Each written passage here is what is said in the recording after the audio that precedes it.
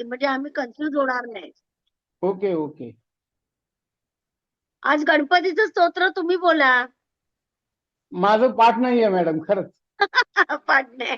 बरं हे स्पष्ट तरी सांग. येतं की नाही, वक्रतुंड महाकाय हो हो हो. सूर्यकोटी समप्रभ निर्विघ्नं येस येस. कुरु मे देव सर्व कार्येषु सर्वदा. हे बोला. म्हंटल. एक बोलायची चालेल. संधी आहे, आता नाही. हो सगळे हो जरा आले की बोला. हो हं? हो. नक्की. प्रत्येकाला मी संधी देते बोलायची.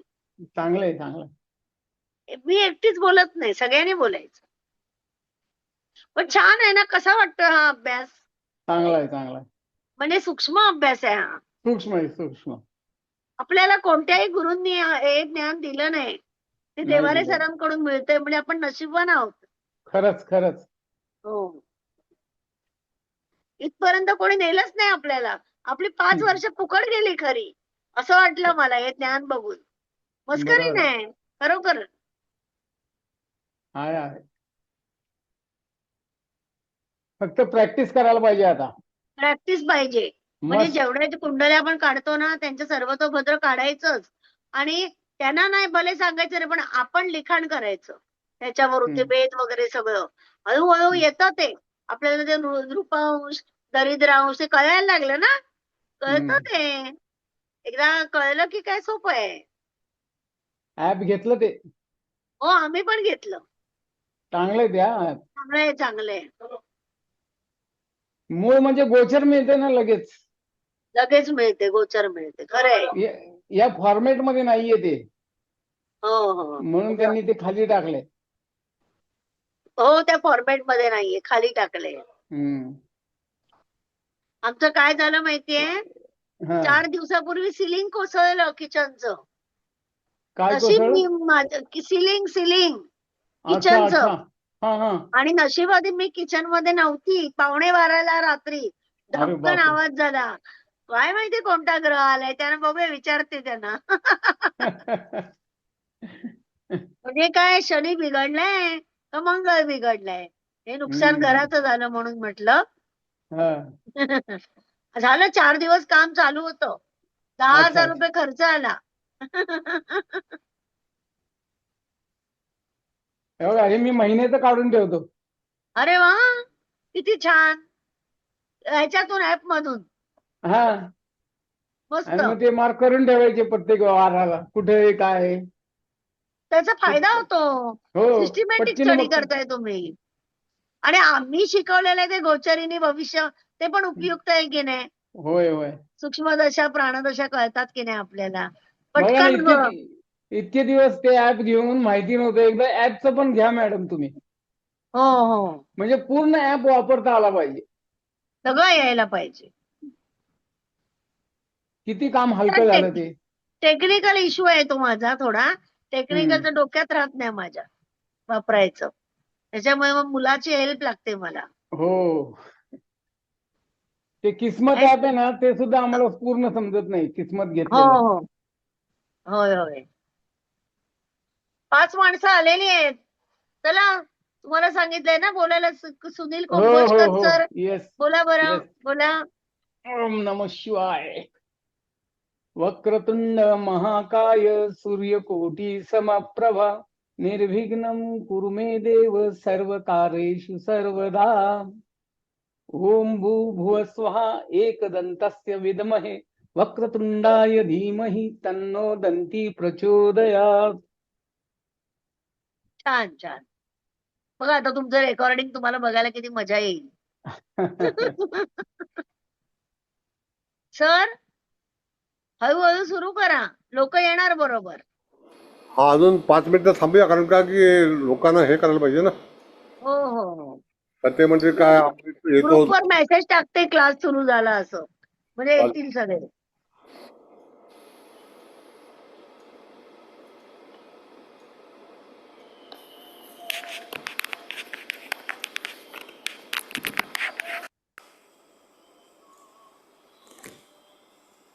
नमस्कार. नमस्ते नमस्ते मॅडम. नमस्ते ताई. नमस्कार. नमस्कार. नमस्कार.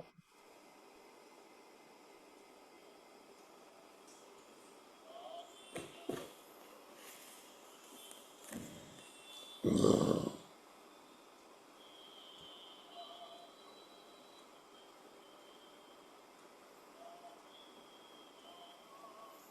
आरामशीर येतात, हळू हळू. हा, ते काय रेकॉर्डिंग आपण देतो ना म्हणून ते आरामशीर येतात. हो. रेकॉर्डिंग दिलं नाही तर. नमस्कार महामुनी सर. नमस्कार. नमस्ते नमस्ते. अनंत लक्ष्मण जोशी सर नमस्कार. मेघश्याम पाठक सर नमस्कार. नमस्कार सर्वांना. नमस्कार. मनीषा कुबल मॅडम नमस्कार. नमस्कार सगळ्यांना नमस्कार. देवारे सर तुम्हाला नमस्कार. साक्षात दंडवत. नाही नाही, काय नमस्कार साधा. आम्ही साधी अरे माणसं. एवढं दिव्य ज्ञान आम्हाला देताय तुम्ही, जे कोणीच दिलं नाही इतके वर्षात. म्हणजे परमेश्वराचं ज्ञान आहे मॅडम, माझं काही नाहीये.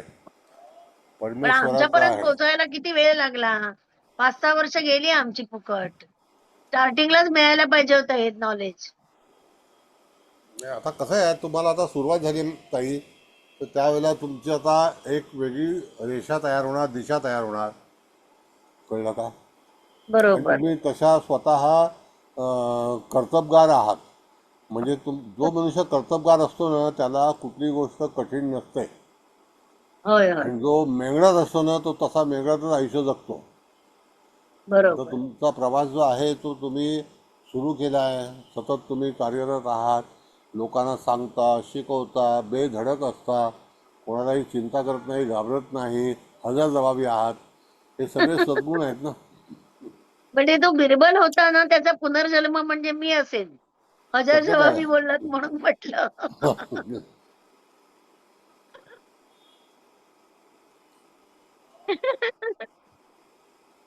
म्हणजे तुम्हाला आता काही अशी कमतरता नाही आहे की त्या ह्याच्यामध्ये तुम्हाला असं वाटेल की हे करावं ते करावं, काही नाही.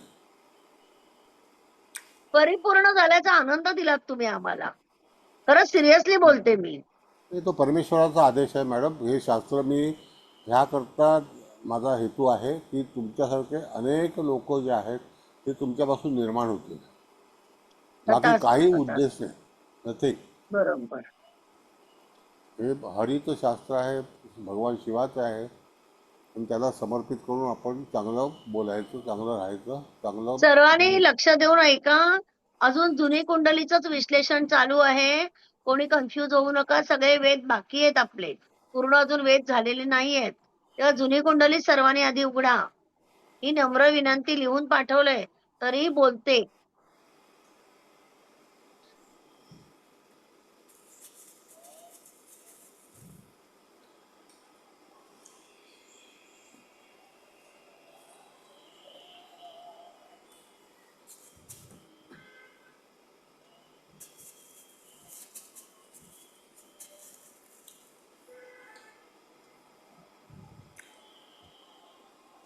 वीस जून 1967 आहे ना ती.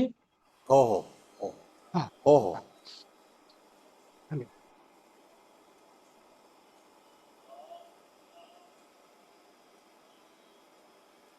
11 लोक आलेत 33 लोकांमधले.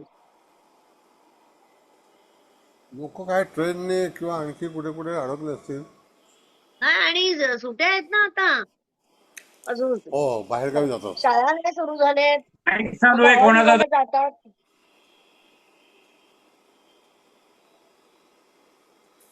गावाला जातात ना, मग तिकडे नेटवर्क नाही मिळत.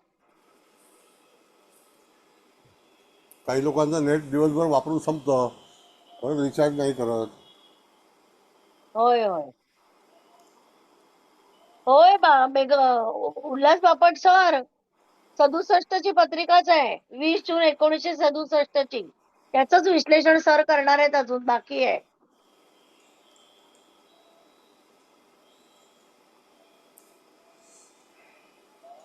दानवेकर मॅडम माईक चालू आहे कोणातरी, त्यांना बंद करायला सांगा ना.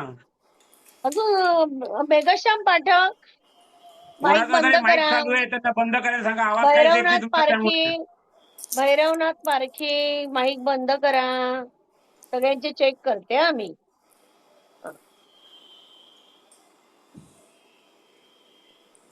केले, सगळ्यांनी बंद केले. माझा पण मी बंद करते, म्हणजे देवारे सर बोलतील.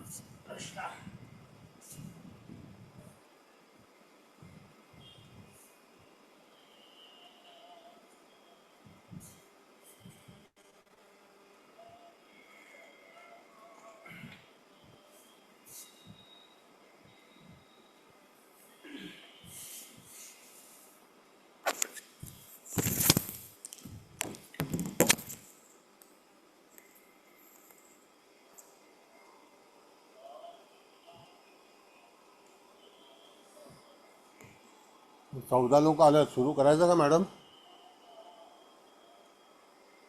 हा, करा सुरू. सर करा. आता ठीक ते आहे. सगळ्यांना पंक्च्युअल राहणं गरजेचं आहे, ते कळेल आहे की नाही. आपण काय करणार? बरं ते बरं लोक व्हिडिओ मध्ये बघतील मग.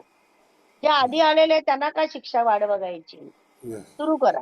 नमस्कार सगळ्यांना, सगळ्यांचं हार्दिक स्वागत. ताईंचं सुद्धा स्वागत, कोल मॅडमचं स्वागत आहे. आणि त्यामध्ये आता आपल्याला पद्धती शिकायची आहे की जसं आत्ता आपल्याला उदित लग्न जे आहे ते धनु आहे.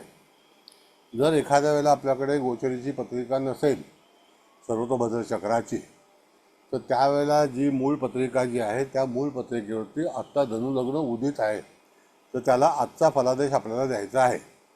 तर आजचा फलादेश देतेवेळी चंद्रापासून सुरुवात करायची. आजचा चंद्र हा मेष याच्यामध्ये आहे, कुंभ राशीमध्ये, आणि कुंभ राशीमध्ये सिंहनवमाशामध्ये आहे.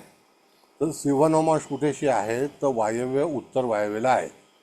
तर उत्तर वायव्यच्या ठिकाणी सिंहनवमाशातून एकही वेध आलेला नाही किंवा घेतला जाणार नाही. तर जातकाच्या जीवनामध्ये जोपर्यंत त्या ठिकाणी अभयांशामध्ये चंद्र येत नाही, कारण का की तो आता अभयांशामध्ये आहे, कारण का तिथे द्विपाद नक्षत्र आहे, तर आत्ताचा जो चंद्र आहे तो अभयांशामध्ये 0 अंशावरती आहे.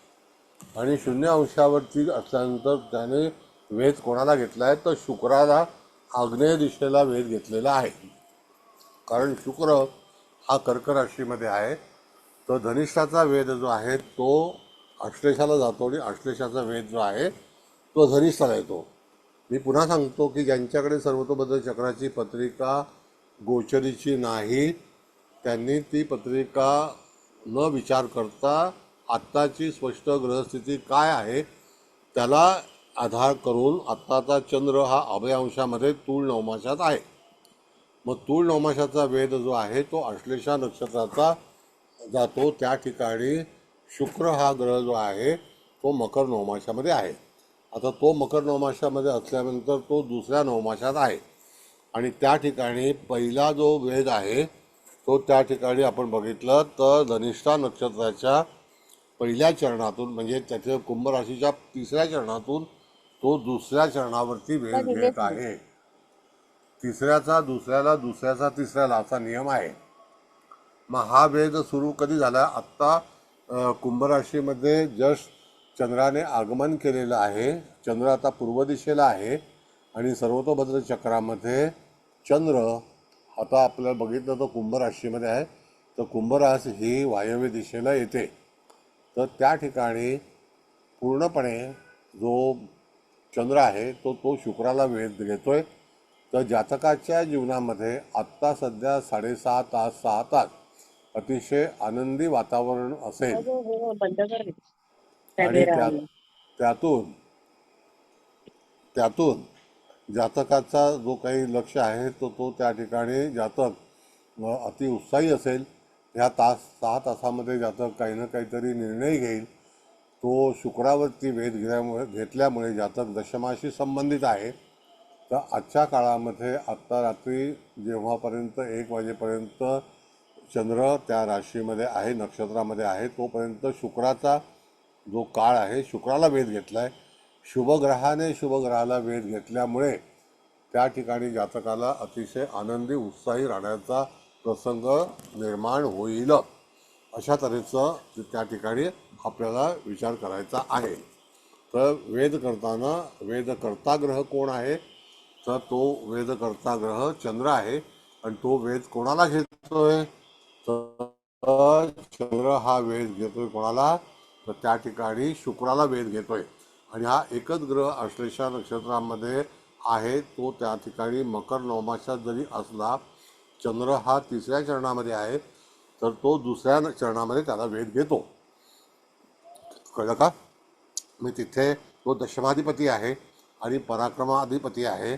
तर यदा कदाचित पराक्रम स्थानाचा अधिपतीला जर चंद्र वेध घेत असेल तर पराक्रम स्थान म्हणजे शुक्र म्हणजे आनंद, भाऊ बहीण शेजारी आणि हौशी वातावरणामध्ये दशम स्थान जे आहे ते शुक्राचं आहे सिंहलग्नाला. तर त्या ठिकाणी व्यापाराच्या दृष्टी किंवा तत्सम एखादी गोष्ट चंद्रापासून त्यांना अतिशय चांगल्यापैकी यश मिळू शकतं. म्हणजे आजचा चंद्राने घेतलेला वेध हा चुकीचा नाही, हानिकारक नाही. आता हा वेध सगळ्यांना कळलाय का? आता आपण त्याच्यानंतर पुढे जाऊ. सांगा सर परत परत एकदा रिपीट करा ना सर. आत्ताचा वेद तुम्ही सांगितलेला. कसं आहे, आत्ताचा वेध जो आहे, आत्ता चंद्र कुंभ राशीमध्ये आहे, पण कुंभ राशी ही द्विपद नक्षत्राने आरंभ होते तूळ नवमाशाने. तूळ नवमाशाचा वेध जो आहे तो आश्लेषा नक्षत्राचा वेध पूर्व आग्नेयला जातो. तिकडे विराजमान असलेला ग्रह हा शुक्र आहे, तुमच्या पत्रिकेमध्ये पहा. आणि त्या ठिकाणी शुक्राला चंद्राने वेध घेतलेला आहे. तर अशा वेळेला चंद्र 6 तास तिथे वास्तव्य करणार असून हा बेनिफिट जो आहे तो 6 तासासाठीच असेल. आणि त्या ठिकाणी तो 6 तासामध्ये जातक हा अतिउत्साही जे काही कार्य करायचे असेल तर तो दशमाधिपती आहे. तर या काळामध्ये जातक हा चांगला व्यवसाय करू शकतो, चांगलं सुख अनुभव घेऊ शकतो. शुक्र पराक्रमेश आहे. यदा कदाचित शुक्र हा त्या ठिकाणी बहिणीचा सौख्याचा कारक आहे. तर जातकाला त्या ठिकाणी निश्चितच आनंदाचा लाभ होईल. कळलं बापटसाहेब?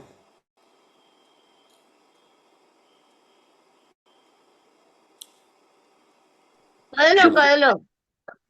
ताई थांबा. हा सर बोला बोला. शुक्र पापांशामध्ये आहे ना सर?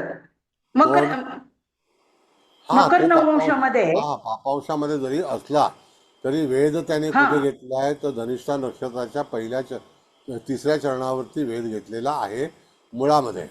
हा. मग त्याला तो पापांशामध्ये त्याचे जे दुर्गुण आहेत किंवा सद्गुण आहेत तर तिथे आपण विचार करायचे.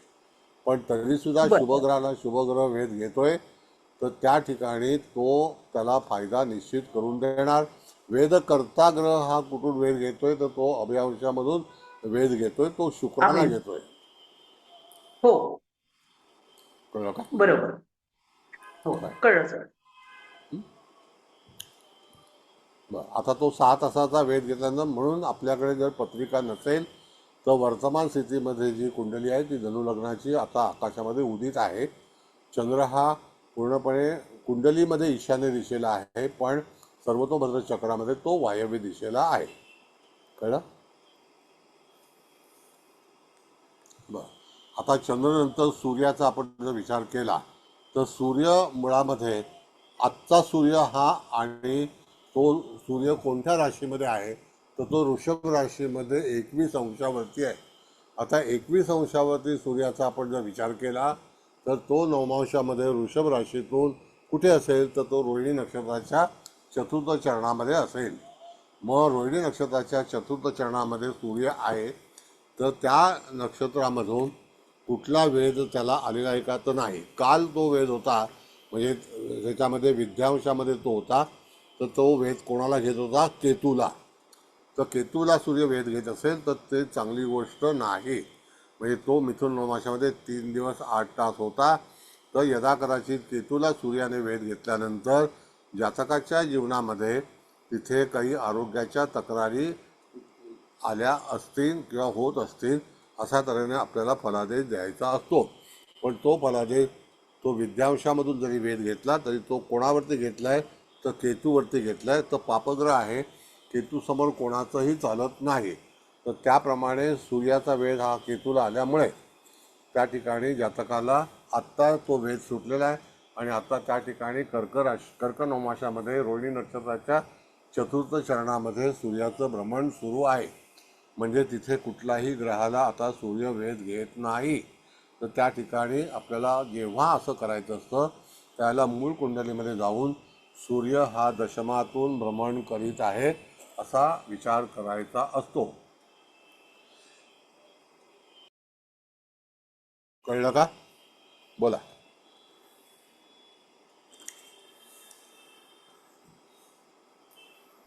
मग त्या ठिकाणी आता सूर्याने कोणालाही वेध घेत नाही. म्हणजे सूर्य आता कधी वेध घेणार आहे जर आपण बघितलं तर त्या ठिकाणी आपण जर पाहिलं तर सूर्य आता कुठल्याही ग्रहाला वेध घेणार तर त्या ठिकाणी तुम्हाला आल्यानंतर तो जेव्हा पुष्य नक्षत्रात येईल त्यावेळेला धनांशामधून तो वेध घेईल. तर तो वेध जो आहे तो हर्षल प्लुटो ह्याला जाईल. पण लग्नाला वेध केव्हा घेईल तर त्या ठिकाणी पुष्य नक्षत्राच्या भूपांशामधून येताना तूळ नवमाशातून तो लग्न बिंदूला वेध घेणार आहे. असं करत करत पुढे जायचं असं असा नियम आहे. मग तशाच तऱ्हेने जातकाच्या पूर्णपणे महिन्याची वर्षाची जी माहिती करायची असेल तर ती आपण त्याच्यामधून करू शकतो. आता आपण चंद्र झाला आणि शुक्र हे झाला, रवी झाला. आता आपण बुधाकडे येऊ. बुध हा ग्रह जो आहे तो कुंभ नवमाशामध्ये आहे. पण कुंभ नवमाशामध्ये तो मूळ धनुराशी मिथुन राशीमध्ये आहे. आता मिथुन राशीच्या कुंभ नवमाशामध्ये असल्यामुळे त्या ठिकाणी मिथुन राशी कुठे आली तर पूर्वेला आली. कुंभ नवमाश कुठे आला तर आद्रा नक्षत्राचं तिसरं चरण हे कुंभ नवमाश आहे. आणि तिसरं चरण जे आहे ते उग्रांश आहे. तिथे बुध असून सुद्धा काहीही उपयोग होणार नाही कारण तिथे वेध घेणारा ग्रह एकही नाही. तर त्याच्यामुळे बुध हा सतत चालत राहिला तरीसुद्धा त्या ठिकाणी बुध हा एक सौम्यांश जो काही लागतो भाग तर त्या ठिकाणी मिथुन नवमाश आहे तो त्याचा वेध जो आहे तो त्या ठिकाणी जातो. पण तिथे सुद्धा एकही ग्रह नाही म्हणून तिथून वेध लागता येणार नाही. मग धनांशामधून वेध घेईल तर तिथे उत्पन्नांशामध्ये हर्षल आहे.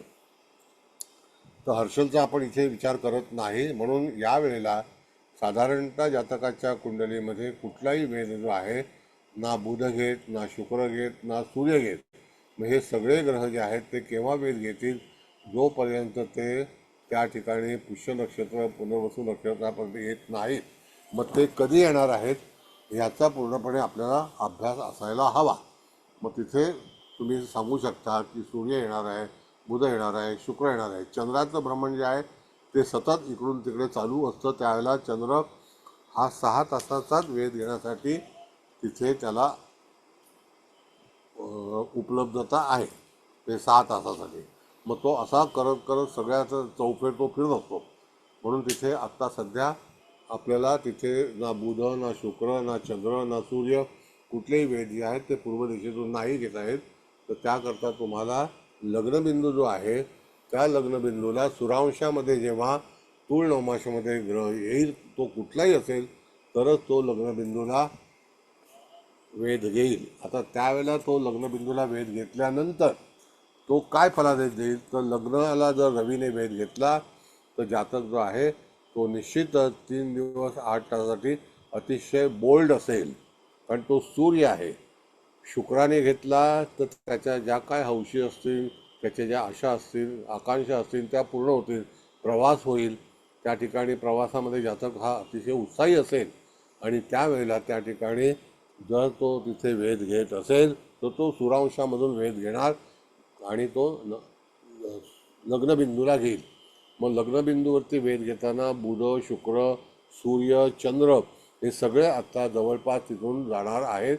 तर त्या ठिकाणी एकही पापग्रह जो आहे तो तिथे दिसत नाही. मग पापग्रह शोधतावेळी तुम्हाला काय करायला हवं तर पापग्रह हे कुठेशी आहेत याचा आपल्याला विचार केला पाहिजे. तर त्या ठिकाणी आपण बघितलं तर तिथे वेधकर्ता ग्रह हा कोण असेल तर त्या ठिकाणी शनी मीन राशीमध्ये मंगळ मेषेला आहे. मग त्या ठिकाणी तो समसप्तक योग जो आहे वेध आहे तो घेईल. तर मंगळ किती अंशावरती आहे तर 19 अंशावरती आहे. म्हणजे तो भरणी नक्षत्राच्या पहिल्या चरणामध्ये आहे. मग भरणी नक्षत्राच्या पहिल्या चरणामध्ये जर असेल तर त्या ठिकाणी तो नृपांशामध्ये आहे आणि त्याचा वेध धनांशाला जातो. पण तिथे सुद्धा एकही ग्रह नाही. म्हणजे जातकाच्या जीवनामध्ये कुठल्याही तऱ्हेचा त्रास उत्पन्न होणार नाही अशा तऱ्हेचं ज्योतिष आपल्याला सांगायची प्रथा आहे. आता कोणाला काही राहिलं असेल तर विचारा, मग मी पुढे जातो.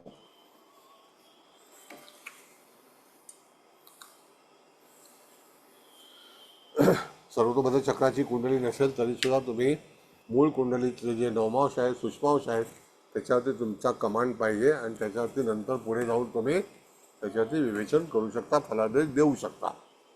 आता जर 21 माणसं आहेत तर त्यांना जर काही विचारायचं असेल तर अवश्य विचारू शकता. मग आपण पुढचा ग्रह घेऊ.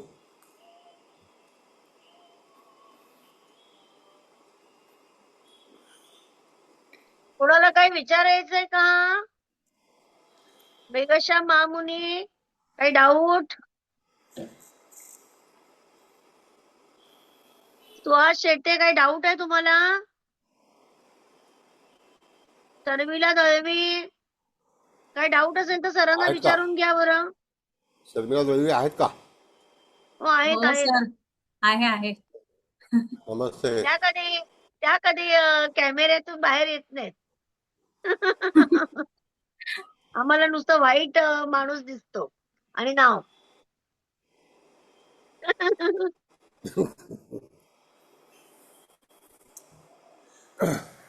बोला दळवी मॅडम, तुमची काही सर. क्युरिओसिटी असेल तर सांगा. बोला. सर थोडं समजून घेते, अजून वेळ लागेल थोडा प्रश्न विचारायला. समजते सध्या. बघा, पहिलं सांगतो मॅडम की तुम्ही कठीण शास्त्र आहे म्हणून तिथे प्रवेश घेतला असं समजू नका. सगळ्या हो, सर. गोष्टी सोप्या आहेत. फक्त आपल्याला आपली जी काही मेंटली जी हे असते ना ती ठरवायला पाहिजे. शास्त्र कठीण नाही आहे, तर तुम्हाला सोपं आहे, तर तुम्ही त्याच्याबद्दल हे करू शकता. तसं काळजी करू नका. सर. प्रत्येक ग्रह नक्की. आता आजच्या मोमेंटला तुमच्याकडे एखादी व्यक्ती आली तर ताबडतोब त्याला खुलासा कसा द्यायचा हे बघा. ओके. उत्तर देणं फार महत्त्वाचं आहे. मग आता तुमच्या मोबाईलमध्ये साधी कुंडली जरी असेल तर त्याची अंश तुमचे जर पाठ असतील तर त्या ठिकाणी लगेच तुमचा फलादेश आणि पत्रिका समोर असेल तर बाबा वेध घेणारा वेध करता ग्रह. आता थोड्या ह्याच्यामध्ये तुम्हाला सांगतो की रवी, चंद्र, मंगळ, बुध, शुक्र हे ग्रह जे आहेत हे कमी अवधीचे वेध घेणारे ग्रह आहेत. तर त्यांचा कालावधी जो आहे तो 4 दिवसाच्या पुढे नसतो. राहू जो आहे, केतू आहे, गुरु आहे आणि शनी आहे, हे दीर्घकाळ मंदगतीचे ग्रह आहेत. तर त्यावेळेला त्या ठिकाणी मंदगतीचा ग्रह जेव्हा वेध घेईल तर तो एका नवमाशामध्ये अकॉर्डिंग टू पोझिशन तो सूर्याच्या गतीवरती त्याचा वेध घेण्याचा अधिकार आणि तो आपल्याला फलादेश देतो. मग शनीसारखा ग्रह 110 दिवस वेध घेणार आहे, म्हणजे साधारणतः जर आपण बघितलं तर 3.5 महिने होतात. मग त्या 3.5 महिन्यामध्ये ग्रहाची स्थिती कशी आहे, अतिचारी आहे का, वक्री आहे का, मार्गी आहे का, का व्यवस्थित आहे. व्यवस्थित असेल तर 110 दिवस, वक्री असेल तर त्याच्या गतीप्रमाणे तिथे फक्त उजवा वेध घेण्याचा अधिकार शनी ग्रहाला आहे. गुरुला सुद्धा तसाच अधिकार आहे. राहू, केतू हे तिन्ही वेध घेण्याचे अधिकारी आहेत, ते त्यांना तिन्ही वेध घ्यायला परमिटेड आहे. आता इथपर्यंत कळलं का सगळ्यांना? हो हो सर. समजलं अच्छा. समजलं सर. Good. मग आता तिथे आपल्याला बघायचं आहे की आता हे 4ही ग्रह तुम्हाला मी सांगितले, रवी, चंद्र, शुक्र, बुध. मंगळ हा जो आहे तो आत्ता सध्या मेष राशीमध्ये आहे. मग त्यावेळेला त्या ठिकाणी आपण जर पाहिलं तर अशा वेळेला मंगळ कधी वेध घेणार आहे, आता तो भरणी नक्षत्राच्या पहिल्या क्षणात म्हणजे 16:40 नंतर आहे. तो आता त्याची डिग्री 19 अंश आहे. तो यदाकदाचित उद्या परवा तो त्या ठिकाणी राशांत नक्षत्राचं चरण जे आहे ते बदल होणार आहे. भरणी नक्षत्राचा आरंभ हा सिंह नवमाशाने होतो, उद्या तो कन्या नवमाशात जाईल. तर कन्या नवमाशातून गेला तरीसुद्धा त्या ठिकाणी तो कृत्तिकेला वेध घेईल. सन्मुख वेध ज्याचा मागाला असेल आणि जर त्याचा उजवा वेध खालच्या बाजूला नैऋत्य दिशेला आला तर त्या ठिकाणी ग्रह असणं गरजेचं आहे. तरच त्या ठिकाणी मंगळाला वेध घेण्याचे अधिकार प्राप्त होतात. तर नैऋत्य दिशेला आपण बघितलं तर अनुराधा नक्षत्र जे आहे हे चंद्र जो आहे तो त्या ठिकाणी आहे, पण अनुराधा नक्षत्रातून त्याचा वेध जो आहे जोपर्यंत तूळ नवमाशामध्ये मंगळ जाणार नाही तोपर्यंत अनुराधा नक्षत्राला डिस्टर्ब करणार नाही. अनुराधा नक्षत्रामध्ये 18 चंद्र एकमेकाचे मित्र आहेत आणि त्यावेळेला यदा कदाचित जातक काय करेल याचा आपण फलादेश घ्यायचा आहे. तर after some time, after 2 days 5 days समजा, तर त्या ठिकाणी जातकाला जर मंगळाने वेध घेतला तो 4 दिवसाचा असेल. इन बिटवीन 4 days जातकाचं एक भाग्याकरता नवीन प्रपोजल येण्याची शक्यता आहे. यदा कदाचित जातक काही कम्युनिकेशन किंवा तत्सम परदेशाशी परगावाशी संबंधित राहून एखादं काम करण्याची शक्यता आहे. तर तशा वेळेला मंगळ हा भाग्येश आहे आणि तो नवीन भाग्याची निर्मिती कोणाबरोबर करेल तर चंद्राला वेध लावल्यानंतर जातकाचं मानसिक बळ उंचावेल आणि त्यावेळेला त्या ठिकाणी जातक हा सहज आपलं यश संपादन करून विजय खेचून आणण्याची शक्यता याच्यामध्ये दर्शवली जाते. कारण भरणी नक्षत्राच्या याच्यामध्ये शेवटचं चरण जे आहे ते हानिकारक आहे, पण त्यावेळेला वेधकर्ता ग्रह कुठून चालला याच्याशी संबंध नाही. मूळचा आपला ग्रह जो आहे तो कुठे विराजमान आहे तर त्या ठिकाणी तो जो ग्रह आहे तो खाली नैऋत्येला अनुराधा नक्षत्रामध्ये आहे. तर अनुराधा नक्षत्र आणि भरणी नक्षत्राचा ह्यांचा उजवा वेध चालतो, अनुराधाकडून डावा वेध जातो. जसं मी सांगितलं धनिष्ठाकडून जो आहे तो आश्लेषाला जातो, तर तशाच याच्यामध्ये अनुराधा नक्षत्रामध्ये असणारा चंद्र जोपर्यंत भरणी नक्षत्रात एखादा ग्रह येत नाही तोपर्यंत जातकाला तिथे भिण्याचं कारण नाही. किंवा तो मंगळ आहे तर निश्चितच जातकाला स्फूर्ती वाढवेल, जातकाचा स्पीड वाढवेल, जातकाच्या याच्यामध्ये आत्मबळ वाढवेल अशा तऱ्हेचं. कारण आत्मबळ म्हणजे चंद्र आहे, मंगळ म्हणजे बळ आहे.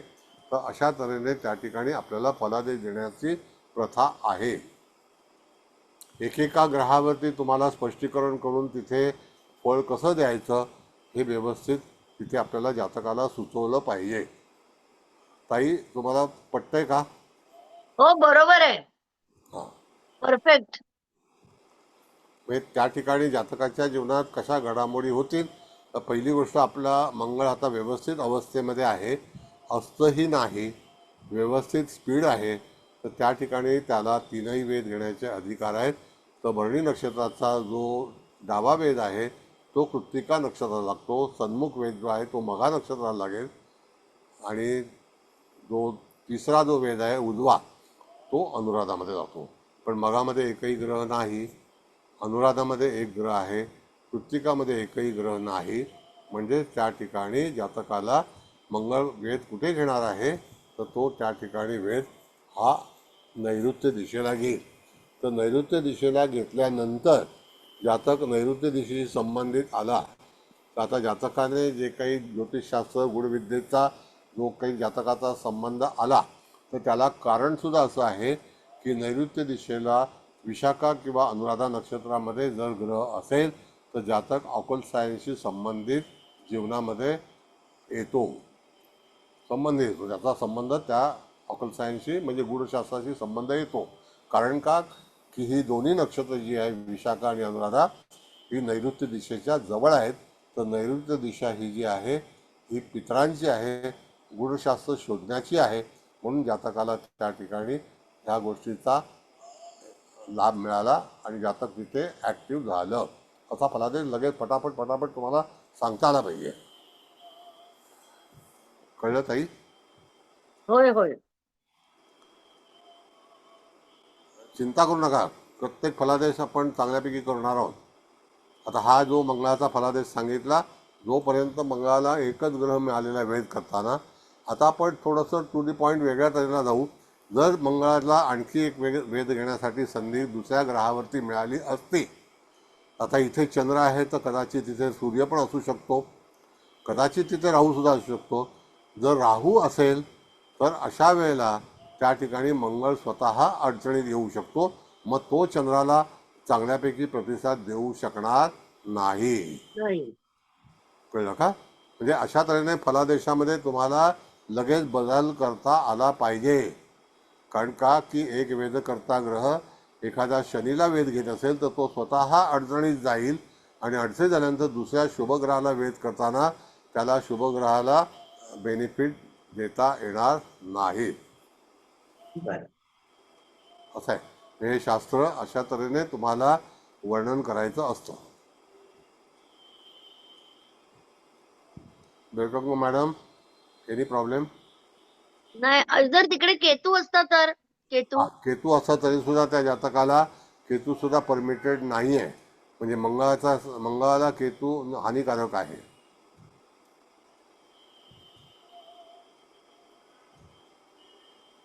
आणि मॅडम कसं आहे तुम्हाला सांगतो मी तुम्हाला एक फक्त इन्फॉर्मेशन देतो.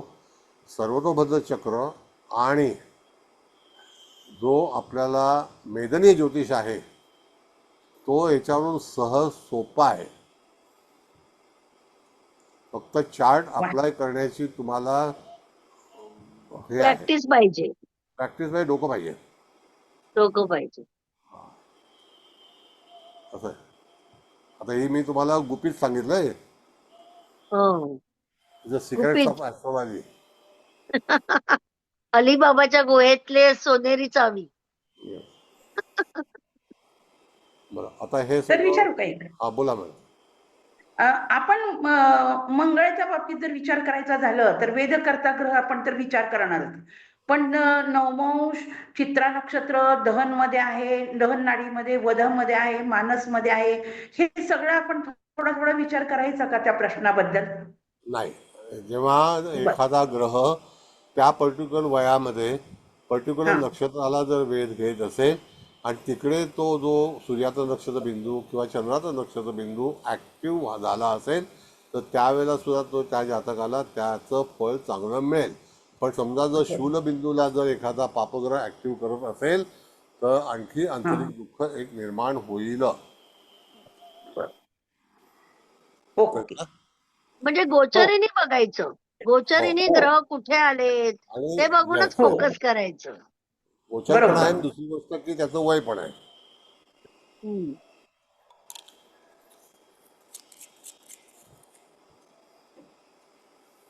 सर गोचर सुद्धा आहे, त्याचं वय सुद्धा आहे. सर हा, याच्यात बोल ना, बोल.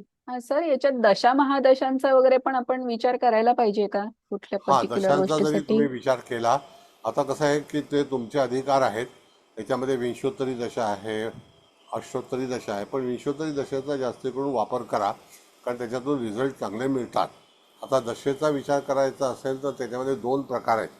मूळचा चंद्र अनुराधा नक्षत्र आहे, म्हणजे जातकाचा जन्म हा शनीच्या नक्षत्रामध्ये झालेला आहे आणि सध्या प्रेझेंट पोझिशनमध्ये आता जातक कुठल्या दशेतून प्रवास करीत आहे आणि त्या प्रवासामध्ये अंतर्दशा, प्रतिअंतर्दशा आणि जातकाला अचूकतेने मध्ये ज्ञान पाहिजे असेल किंवा सल्ला पाहिजे असेल तर तुम्ही इन आवर्समध्ये प्राणदशेचा वापर करू शकता. इन डेजमध्ये प्रतिअंतरचा वापर करू शकता. तर दशा तुम्हाला विचार करायला हरकत नाही.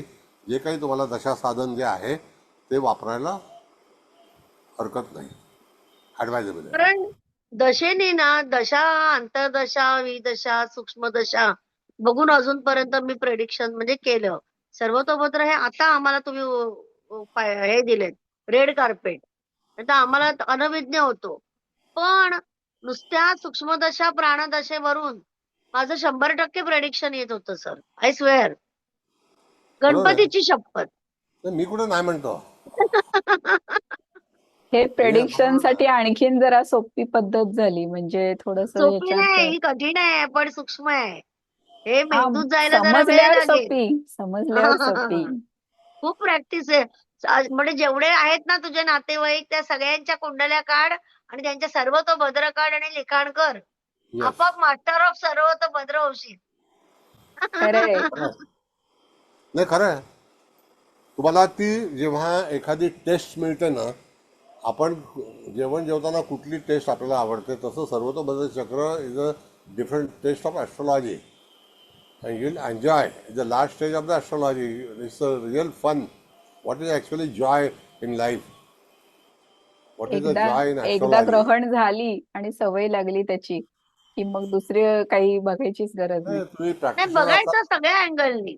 येस. कुंडली सगळ्या अँगलनी बघायची, अष्टक वर्गाने बघायची, वैदिकने बघायची, सगळीकडून बघायचं, म्हणजे अगदी 100% करेक्ट पोहोचणार.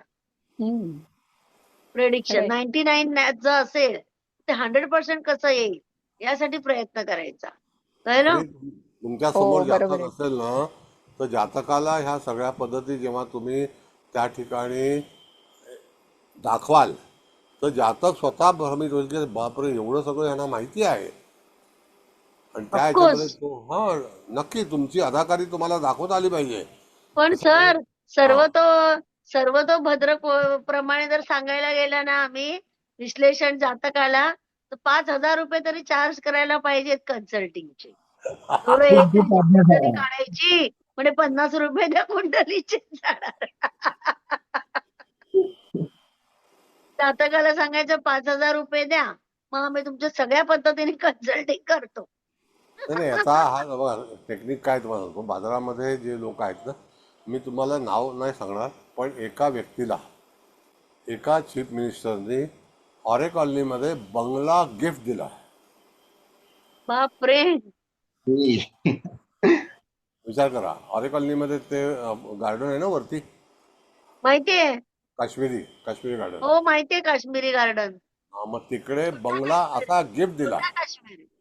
छोटा काश्मीर. म्हणजे पत्रिका आवडली म्हणून. नाही नाही नाही नाही, अभ्यास, सर्व बाजूचा अभ्यास. त्याला एक होता की मी पुन्हा मुख्यमंत्री बनेन का. तर ही असा सेड प्रश्न विचारला. Okay, just I am watching, I will come to your house. मग ते गेले आणि ही डिस्कस विथ दिस, आणि ते म्हणाले की नाही, तुम्ही मुख्यमंत्री नक्की बनणार. ते म्हणाले ज्या दिवशी मुख्यमंत्री ऑर्डर येईल मॅडमकडून, त्यावेळेला मी तुम्हाला नक्की खुश करेन.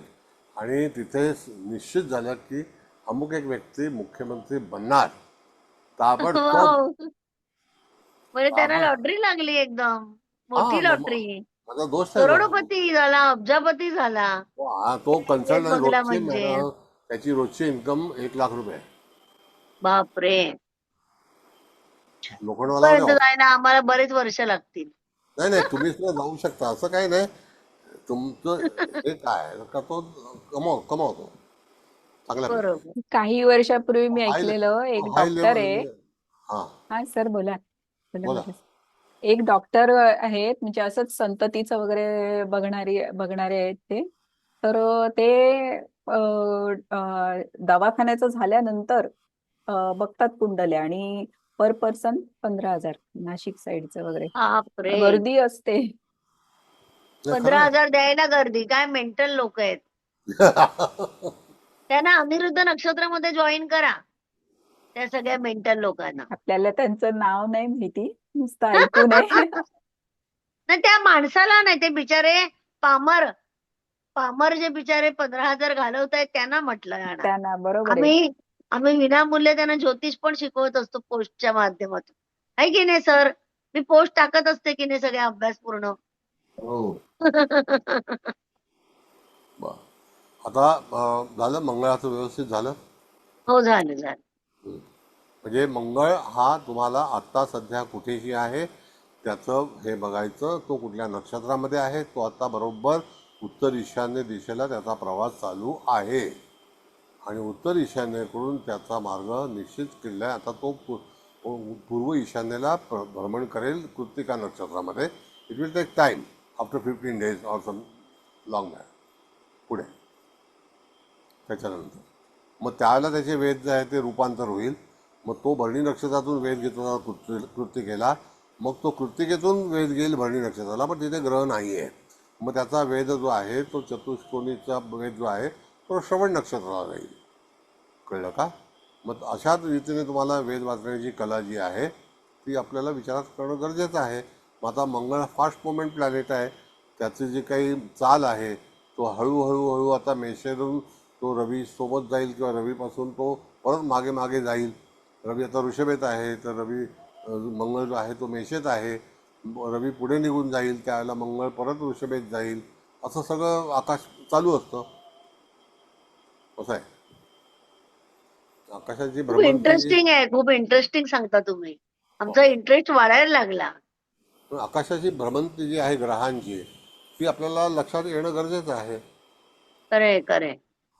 मग आता इथे आपण जर पाहिलं तर दरवेळेला शनी महाराज जे आहेत, आता गुरु जे आहेत ते आता अतिशय चांगल्यापैकी कर्क राशीमध्ये आहेत, उच्चीचे आहेत, त्यांचा प्रवास अतिशय चांगला होणार आहे. मग तो जातकाच्या 12व्या स्थानात असेल, जातकाच्या दुसऱ्या स्थानात असेल, तर त्याप्रमाणे त्यांचे फलादेश देण्याचे अधिकार हे according to house, according to ascendant हे असेल. पण वेदशास्त्रामध्ये आपण जर बघितलं की आता ते त्या ठिकाणी पुष्य नक्षत्रामध्ये भ्रमण झालेले आहेत, तर उत्तरा फाल्गुनी नक्षत्रामध्ये आता त्यांचा वेध लागेल. एक वेध जो आहे तो शततारकामध्ये लागेल आणि सन्मुख वेध जो आहे तो ज्येष्ठामध्ये लागेल. म्हणजे अशा तऱ्हेने गुरुसारखा ग्रह हा 3 वेध घेण्यासाठी समर्थ असेल. मग तिथे ग्रह पाहिजे, ग्रह नसेल तर वेध लागणार नाही. मग आता तशाप्रमाणे थोडासा पुढे जाईल तो, आणि जेव्हा त्यावेळेला गुरु आश्लेषा नक्षत्रात येईल त्यावेळेला तो अनुराधा नक्षत्रामध्ये वेध घेईल. म्हणजे परत हेच बघायचं की प्रथम चरणातला वेध चतुर्थ चरणाच्या ग्रहाला लागेल, आणि द्वितीय चरणाचा वेध तृतीय चरणाला लागेल, परत तृतीय चरणाचा वेध द्वितीयला लागेल, आणि चतुर्थाचा पहिल्याला लागेल. अशा तऱ्हेची ही सिस्टम आहे. बरं, आता एक हे जो भाग आहे, लोकांना काही अडचण आहे त्याच्यामध्ये, बरेच वेळेला डिस्कशन करतात. तर मी तुम्हाला आता अभिजित नक्षत्राबद्दलचा जो खुलासा आहे तो पहिल्यांदा करून देतो. अभिजित नक्षत्राचा वेध जो आहे किंवा अभिजित नक्षत्रामध्ये ग्रह कधीही भ्रमण करत नाही. तर त्याकरता उत्तराषाढा नक्षत्र आणि श्रवण नक्षत्र, तर उत्तराषाढा नक्षत्राचा कुंभ नवमास आणि मीन नवमास, आणि श्रवण नक्षत्राचा प्रथम चरण आणि दुसरं चरण म्हणजे मंगलांश आणि भोग्यांश, अशा तऱ्हेचे 2 चरण आहेत. त्याच्यामध्ये जर ग्रह असेल तर त्या ठिकाणी रोहिणी नक्षत्राचं सन्मुख वेध जो आहे, तो रोहिणी नक्षत्राचा प्रथम चरण जो आहे तो मेष आहे. तर मेष लग्नाचा म्हणजे प्रथम चरणाचा वेध चतुर्थ चरणाला लागतो. तर त्या ठिकाणी चतुर्थ चरण म्हणजे उत्तराषाढा नक्षत्राचं चतुर्थ चरण. मग तशा तऱ्हेने तो फिरत फिरत तृतीय चरणाला येतो, द्वितीय चरणाला, तर तो तिसऱ्या चरणामध्ये वेध घेतो म्हणजे उत्तराषाढाच्या तिसऱ्या चरणाला. म्हणजे त्या ठिकाणी उत्तराषाढा नक्षत्र हे धनु नवमासापासून सुरू होतं, तर कुंभ नवमासामध्ये त्याचा वेध लागतो. मग तसा तो पुढे जाईल आणि तृतीय चरणामध्ये जाईल, तर त्यावेळेला तो श्रवण नक्षत्राच्या दुसऱ्या चरणाला वेध घेईल तिथे ग्रह असेल तर. आणि चतुर्थ चरणामध्ये आता सूर्य आहे, तर त्याने प्रथम चरणाला जिथे मंगलांश आहे तिथे सन्मुख वेध घेतलेला आहे. असा हा डिव्हिजन पार्ट आहे की ज्याच्यामध्ये पश्चिम दिशेचा आणि पूर्व दिशेचा संबंध येतो. मग तशाच प्रकारे पूर्वा फाल्गुनी नक्षत्राचं प्रथम, द्वितीय, तृतीय, चतुर्थ, तर पूर्वा फाल्गुनी नक्षत्राचा आरंभ हा सिंह नवमाशाने होतो. आता हे वाक्य परत परत तुम्ही रेकॉर्डिंगने ऐका, ताई रेकॉर्डिंग देणार आहेत तुम्हाला. तर सिंह नवमाश हे प्रथम चरण आहे, त्याचा पुन्हा वेध चतुर्थ चरणाला लागेल म्हणजे तो उत्तराषाढा नक्षत्राच्या चतुर्थ चरणालाच लागेल. त्याच्यानंतर तो पुढे जाऊन दुसऱ्या चरणामध्ये जाईल, त्यावेळेला तो तिसऱ्या चरणामध्ये वेध घेईल. मग तो तिसऱ्या चरणात जाईल त्यावेळेला दुसऱ्या चरणात म्हणजे श्रवण नक्षत्राला वेध घेईल. मग तो चतुर्थ चरणात जाईल त्यावेळेला तो मंगलांश म्हणजे श्रवण नक्षत्राच्या पहिल्या चरणाला वेध घेईल. अशा तऱ्हेने पूर्वा फाल्गुनी नक्षत्राचा वेध आणि अभिजितचा संबंध त्याच्यामध्ये दर्शवलेला आहे. तुम्हाला चार्ट दिलेला आहे, तो तुम्ही व्यवस्थित वाचा. त्यानंतर शततारका नक्षत्राचे हे 4ही चरण जे आहेत ते सुद्धा तसेच कॅल्क्युलेट करायचे. शततारका नक्षत्राचा आरंभ धनु नवमासापासून होतो, तर धनु नवमास हा पहिलं चरण आहे, तर पहिल्याचा चौथ्याला लागेल म्हणजे उत्तराषाढाच्या चतुर्थ चरणाला म्हणजे मीन नवमासाला लागेल.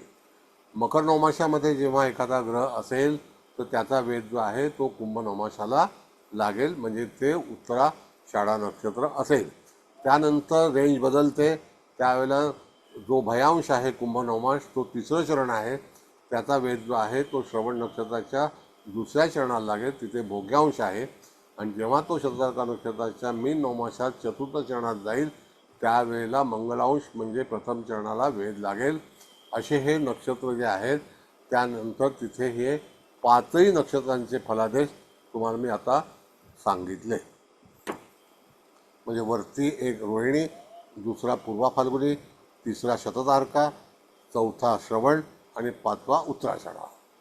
आता सगळ्यांनी ही रेकॉर्डिंग वारंवार ऐकावी, तर तुम्हाला पूर्णपणे त्याचा खुलासा होईल की जेणेकरून आपल्याला जे कन्फ्युजन आहे की शततारका आणि रोहिणी प्रथम चरण का द्वितीय चरण का अभिजित, ह्या सगळ्या भानगडी तुम्हाला करण्याची आवश्यकता आहे. हे recording again and again follow. Any questions?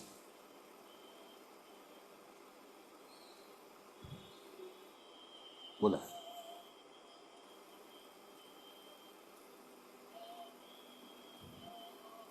प्रश्न विचारा, काय असतील तर सगळ्यांनी प्रश्न विचारा. मेघश्याम पाठक, काही प्रश्न असतील तर विचारा.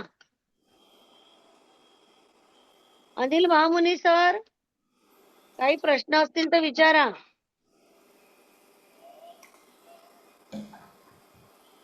म्हणजे ह्या नक्षत्रावरती ग्रह प्ले करतो आणि त्याचा वेध जो आहे त्या ठिकाणी उत्तराषाढा श्रवण ह्या नक्षत्रालाच लागतो.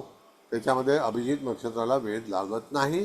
त्यांचा ऑल्टरनेट तृतीय द्वितीय प्रथम द्वितीय तृतीय चतुर्थ अशा तऱ्हेने दिलेला आहे. मग तो रोहिणी, पूर्वा फाल्गुनी आणि शततारका असे 3 नक्षत्र आहेत. चौथं जे आहे ते श्रवण आहे, पाचवं जे आहे ते उत्तराषाढा आहे. In between 5 fix star all the kinds of वेद तिथे तुम्हाला पाहायला लागतात. मग ग्रह कोण आहे, किती दिवस घेणार आहे, त्याची गती कशी आहे, तो मंद आहे का, तो शीघ्र गतीचा आहे का, तसाच सेम पार्ट जो आहे तो वेदकर्ता ग्रह कोणत्या अवस्थेत आहे. पण पुन्हा एकदा सांगतो तुम्हाला की यदा कदाचित क्वचित की त्यावेळेला तुम्हाला वेदकर्ता ग्रह रोहिणीमधून कदाचित वेध घेत असेल तर उत्तराषाढा आणि श्रवण ह्याला तिथे त्या ठिकाणी वेध घेता येतो. पण तिथे कुठला ग्रह असेल तो उदाहरण मी तुम्हाला सांगतो. ज्यावेळेला शनी महाराज कोदंड शनी होता त्यावेळेला उत्तराषाढातून भ्रमण करत होते. त्यानंतर त्यांनी श्रवण नक्षत्रामध्ये आले, तर त्यावेळेला येता येता हे 4 नवमांश आहेत. तिथे भ्रमण करताना शनी महाराजांना साधारणतः 13 महिने लागले. इन बिटवीन 13 महिन्यामध्ये सूर्याचं पूर्ण राऊंड जे आहे ते 12 महिन्यामध्ये कंप्लीट होतं. म्हणून त्या ठिकाणी सूर्याने वेध घेतलाच असेल का हे आपल्याला पाहायचं आहे. आणि जर घेतला असेल तर कुठून घेतला, तर आग्नेय म्हणजे जी उत्तर आग्नेय आहे, आग्नेय दिशा आहे पूर्वा फाल्गुनी, त्यानंतर ईशान्य आहे आणि त्यानंतर वायव्य आहे. तर त्या ठिकाणी वेध घेऊ शकतो. पण पूर्ण एक क्रम हा 1 वर्षाचा असतो आणि शनी महाराज 13 महिने तिथे वास्तव्य करतात. कळलं? 13 महिने 20 दिवस.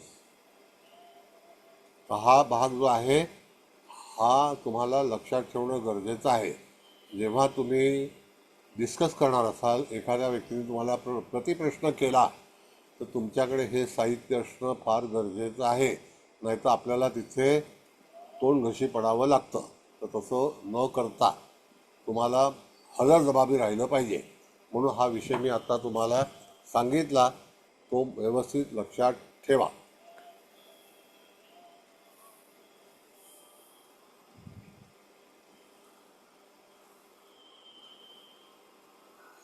परत कोणाला माहिती नसेल पडलं तर विचारा, मी कंटाळणार नाही. तुम्हाला परिपूर्ण शिकायचं आहे आणि शिकवणार.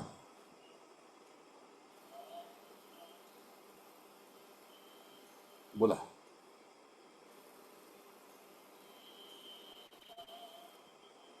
काही अंतर्मनामध्ये ठेवू नका की मी कसं विचारू, लोक काय बोलतील, माझा प्रश्न चांगला असेल का, ही आपल्याला भीती असते, दडपण असते. तसं इथे दडपण नाही. तुम्हाला कुठल्याही तऱ्हेचा अपमान होणार नाही.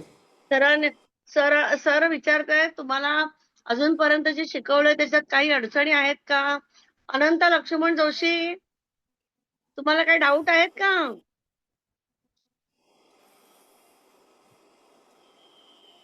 माईक उघडा, माईक उघडा,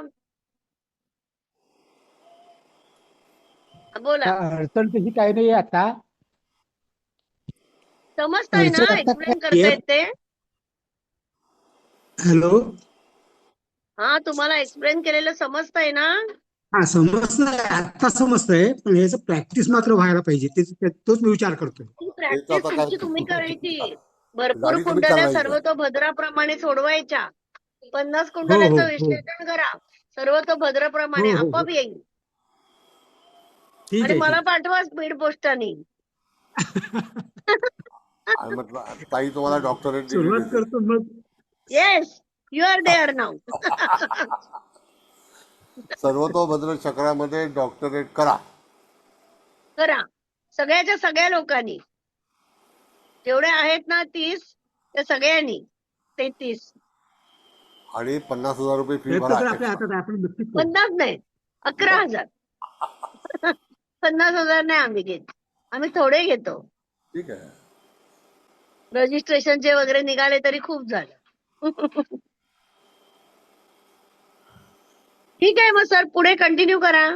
शर्मिला दळवी घेणार आहेत ऍडमिशन तुमच्याकडे. घेऊ डॉक्टरेट देत ना, तथास्तु. ते तथास्तु. तुमच्या गावाला आहेत. गावाला आहेत त्या. कोणतं गाव? गाव कोणतं? गाव सावंतवाडी. बोरिवली बोरिवली बोरिवली सावंतवाडी बोरिवली. बोरिवली गाव. बरुली गाववाली, बरुलीची गाववाली. अरे शुअर शुअर, यू कम. अजून एक गाववाली आहे ना, मधु निमकर. कांदिवली. आम्ही फिरून फिरून एकत्रच भेटतो. हो, जन्मगाव ती एक, आता फिरून परदेशात होती, US ला होती एवढे वर्ष. आणि आता मला सापडली. काय ना कोइन्सिडन्स, काय ग्रहांच्या. परत तिचं पण अनुराधा नक्षत्र सिंह लग्न. आणि सापडली मला. म्हणजे मिरॅकल आहे. ह्या बेळमकर काकी त्यांचं पण अनुराधा नक्षत्र. सगळे अनुराधावाले मला जॉईन झालेत. एक मण्याची माळ करायची मला अनुराधा नक्षत्राच्या. तेवढे कुंभ के साधं. मेले हे में अनंत लक्ष्मण जोशी त्यांचं पण अनुराधा नक्षत्र आहे. हो हो हो हो. कुंभच्या मेल्यात आपलं वेगळे हे झालेले आता. जुन्या ते आता पिक्चर भेटले परत. सारखं. हो. सर्वतोभद्रीमध्ये भेटले. भेटलं. मग त्याचे मेन कोण आहेत आयकॉन? देवारे हो, सर. देवारे सर. याचे आयकॉन देवारे सर आहेत. सर कंटिन्यू करा. सर अजून आता जास्त नाही वाजलेत, 9:15 झालेत. घड्याळात आता बघू मला नका, माझं सांगा लक्ष आहे की तुमच्याकडे. मलाही सांगा की आता तुम्हाला आणखी काही प्रश्न आहेत का? आता पुन्हा आपण परत वेदाकडे जाऊया. आता वेदाकडे गेल्यानंतर त्या ठिकाणी आपल्याला गुरुचा वेध बघायचा आहे. तर गुरु आत्ता जस्ट अराईव्ह आहे. कुठे? तर कर्क राशीमध्ये. तर त्याचा सन्मुख वेध जो आहे, तर त्या ठिकाणी आता पुनर्वसू नक्षत्राच्या चतुर्थ चरणातून गुरु वेध घेतोय आणि तो त्या रेग्युलर अवस्थेमध्ये आहे. तर चतुर्थ चरणाचा वेध जो आहे तो प्रथम चरणाला जातो, म्हणजे ज्येष्ठा नक्षत्राच्या पहिल्या चरणाला, जिथे शिवनवमाश आहे तिकडे जाईल. कळलं का? आणि तसं बघितलं तर पुढे जाऊन नंतर तो शततारकाला वेध घेतोय. तर त्या ठिकाणी तो वेध जो आहे तो उजवा वेध असेल. मग पहिला वेध जो आहे तो चतुर्थ म्हणजे मीन नवमाशाला तिथे वेध जाईल. कळलं? त्याच्यानंतर इथे खाली आल्यानंतर पूर्वा फाल्गुनी नक्षत्र जे आहे त्याला तिथे वेध घेणं, म्हणजे पूर्वा फाल्गुनी आणि पुनर्वसू. तर त्याच्यानंतर उत्तरा फाल्गुनी जे नक्षत्र आहे त्याला आता तिथे वेध घेतला जात असेल. तर तिथे जर एखादा ग्रह असेल तर गुरु हा मंदगतीचा ग्रह आहे. तर तो साधारणतः रेग्युलर स्थितीमध्ये जेव्हा ग्रहाचा वेध आपल्याला शोधायचा असतो तर त्याच्या मागे किंवा त्या ठिकाणी सन्मुख याच्यामध्ये सूर्य असेल तर त्यावेळेला गुरु अतिचारी असतो. त्यावेळेला वेदाचा अवधी हा कमी कमी होत जातो. कळलं का? म्हणून आत्ता सूर्य जो आहे तो गुरुच्या मागे आहे आणि तो मिथुन राशीमध्ये आता जाईल. तर त्यावेळेला त्या ठिकाणी अजूनही गुरु रेग्युलर स्थितीमध्ये आहे. तर तिचा वेध जो आहे तो पुनर्वसू नक्षत्रातून उत्तरा फाल्गुनी नक्षत्राला लागेल. त्याच्यानंतर गुरु पुढे सरकेल पुष्यमध्ये, त्यावेळेला त्याचा पूर्वा फाल्गुनी नक्षत्राला लागेल. आत्ता उत्तरा फाल्गुनीमध्ये आहे. त्याच्यानंतर आणखी पुढे जाईल तर त्यावेळेला तिथे मघा नक्षत्राला वेध घेईल. धनुराशीमध्ये धनुनवमास जो आहे तो आश्लेषा नक्षत्राचं पहिलं चरण आहे. तर त्याचा वेध जो आहे तो कर्क नवमाशाला लागेल. मघा नक्षत्र, मघा नक्षत्रातले चारही वेध शुभ आहेत. मग त्याप्रमाणे तिथे जर एखादा ग्रह असेल तर त्याला वेध लावून तो ग्रह ॲक्टिव्ह होईल. पण त्या ठिकाणी राहू किंवा केतू असेल तर त्या ठिकाणी गुरुचं बळ हे कमी पडेल आणि त्या ठिकाणी गुरु हा चांगला पोषक तिथे फलादेश देणार नाही. तर एका नक्षत्रामध्ये जेव्हा तो वेध घेईल एका चरणामध्ये, तर ते 40-42 दिवसाचा वेध असतो अकॉर्डिंग टू पोझिशन. सूर्य आता जवळजवळ येत जाईल तर त्यावेळेला गुरुची गतीमध्ये वाढ होईल. मग त्याच्यानंतर गुरु अस्त होईल आणि मग नंतर उदित होईल. आता हा सगळा भाग जो आहे तो आपल्याला शिकायला पाहिजे. आता हा झाला गुरुचा भाग. शनी महाराज जे आहेत ते शनी महाराज आत्ता उत्तरेला आहेत. आता उत्तरेला असल्यानंतर ते मीन राशीत आहेत, गुरु कर्क राशीत आहेत. तर त्यांचा एकमेकाशी नवपंचम योग आहे. एकमेकाची म्हणजे एकमेकाची दृष्टी आहे, पण गुरुच्या दृष्टीमध्ये शनी आहे. तर त्या ठिकाणी आता शनी महाराजांचे अंश किती आहेत त्याच्यावरती त्यांचं नक्षत्र कोणतं असेल तर त्याची गती कोणती आहे आणि ते कधी वक्री होतं. गेल्याला सांगितलं होतं की पुष्य नक्षत्रामध्ये जेव्हा 21 जुलैला शनी महाराज वक्री होणार आहेत तर त्यावेळेला फेरविचार करावा लागेल. वक्री ग्रहाला फक्त उजवा वेध घेण्याचा अधिकार असतो. म्हणजेच काय की त्या ठिकाणी उजवा वेध म्हणजे तिथून पश्चिमेला वेध घेण्याचे अधिकार शनिग्रहाला असतील. मग त्या ठिकाणी आपण बघितलं तर उत्तरा नक्षत्र जे आहे उत्तरा भाद्रपदा, तर त्याचा जो वेध आहे तो त्या ठिकाणी उत्तराषाढाला लागेल. म्हणजे अशा तऱ्हेचं ते कोष्टक तुम्हाला दिलेलं आहे. ते कोष्टक वाचून ठरवायचं की कुठे कुठला वेध लागणार आहे. मग असं करत करत ते किती मागे येतील तर त्याप्रमाणे ते एकच वेध घेऊन मागे येणार आहे. तिथे त्यांना उजवा सन्मुख वगैरे वेध घेण्याचा अधिकार नसेल. ही गोष्ट व्यवस्थित लक्षात ठेवावी, नाहीतर आपल्याला फलित करतेवेळी तिथे तुम्हाला प्रश्न उपस्थित होतील. ज्यावेळेला एक फलिताचं कोष्टक जे असतं ते नियमावली तुमच्या टेबलसमोर राहिलं पाहिजे. म्हणजे उजवा डावा. मग आता मी वक्री ग्रह कोण होणार आहे? आता राहू केतू तर वक्री आहेतच, पण वक्री कोण होणार आहे तर शनी महाराज 21 जूनला वक्री होतील, जुलैला सॉरी. तर त्यावेळेला तुम्हाला तिथे कर्क राशीमध्ये जेव्हा सूर्य जाईल त्याच्याशिवाय ते वक्री होणार नाही. आता ते वक्रीचं फल कसं आहे, कसा वक्री होतो ग्रह? तर आता जर कर्क राशी बघितली त्याच्यापासून मीन राशी जी आहे तर ती नवपंचम योगात आहे. आपण ताराचक्राच्या आधारित वक्री ग्रहाचा शोध घेऊ शकतो आणि त्यामध्ये एखादा सूर्य दक्षिण दिशेला किंवा सूर्यापासून एखादा ग्रह 100 अंशावरती असेल तर तो ग्रह स्तंभी होतो. सूर्यापासून 100 अंशावरती यदाकदाचित मंगळ, शनी आणि गुरु हे असे 3च ग्रह असतात आणि ते साधारणतः 1-2 दिवसासाठी स्तंभी होतात. तर तो 100 डिग्रीच्या अंदाजे तिथे विचार केलेला आहे. आता याबद्दल मला काही प्रश्न असतील तर विचारा.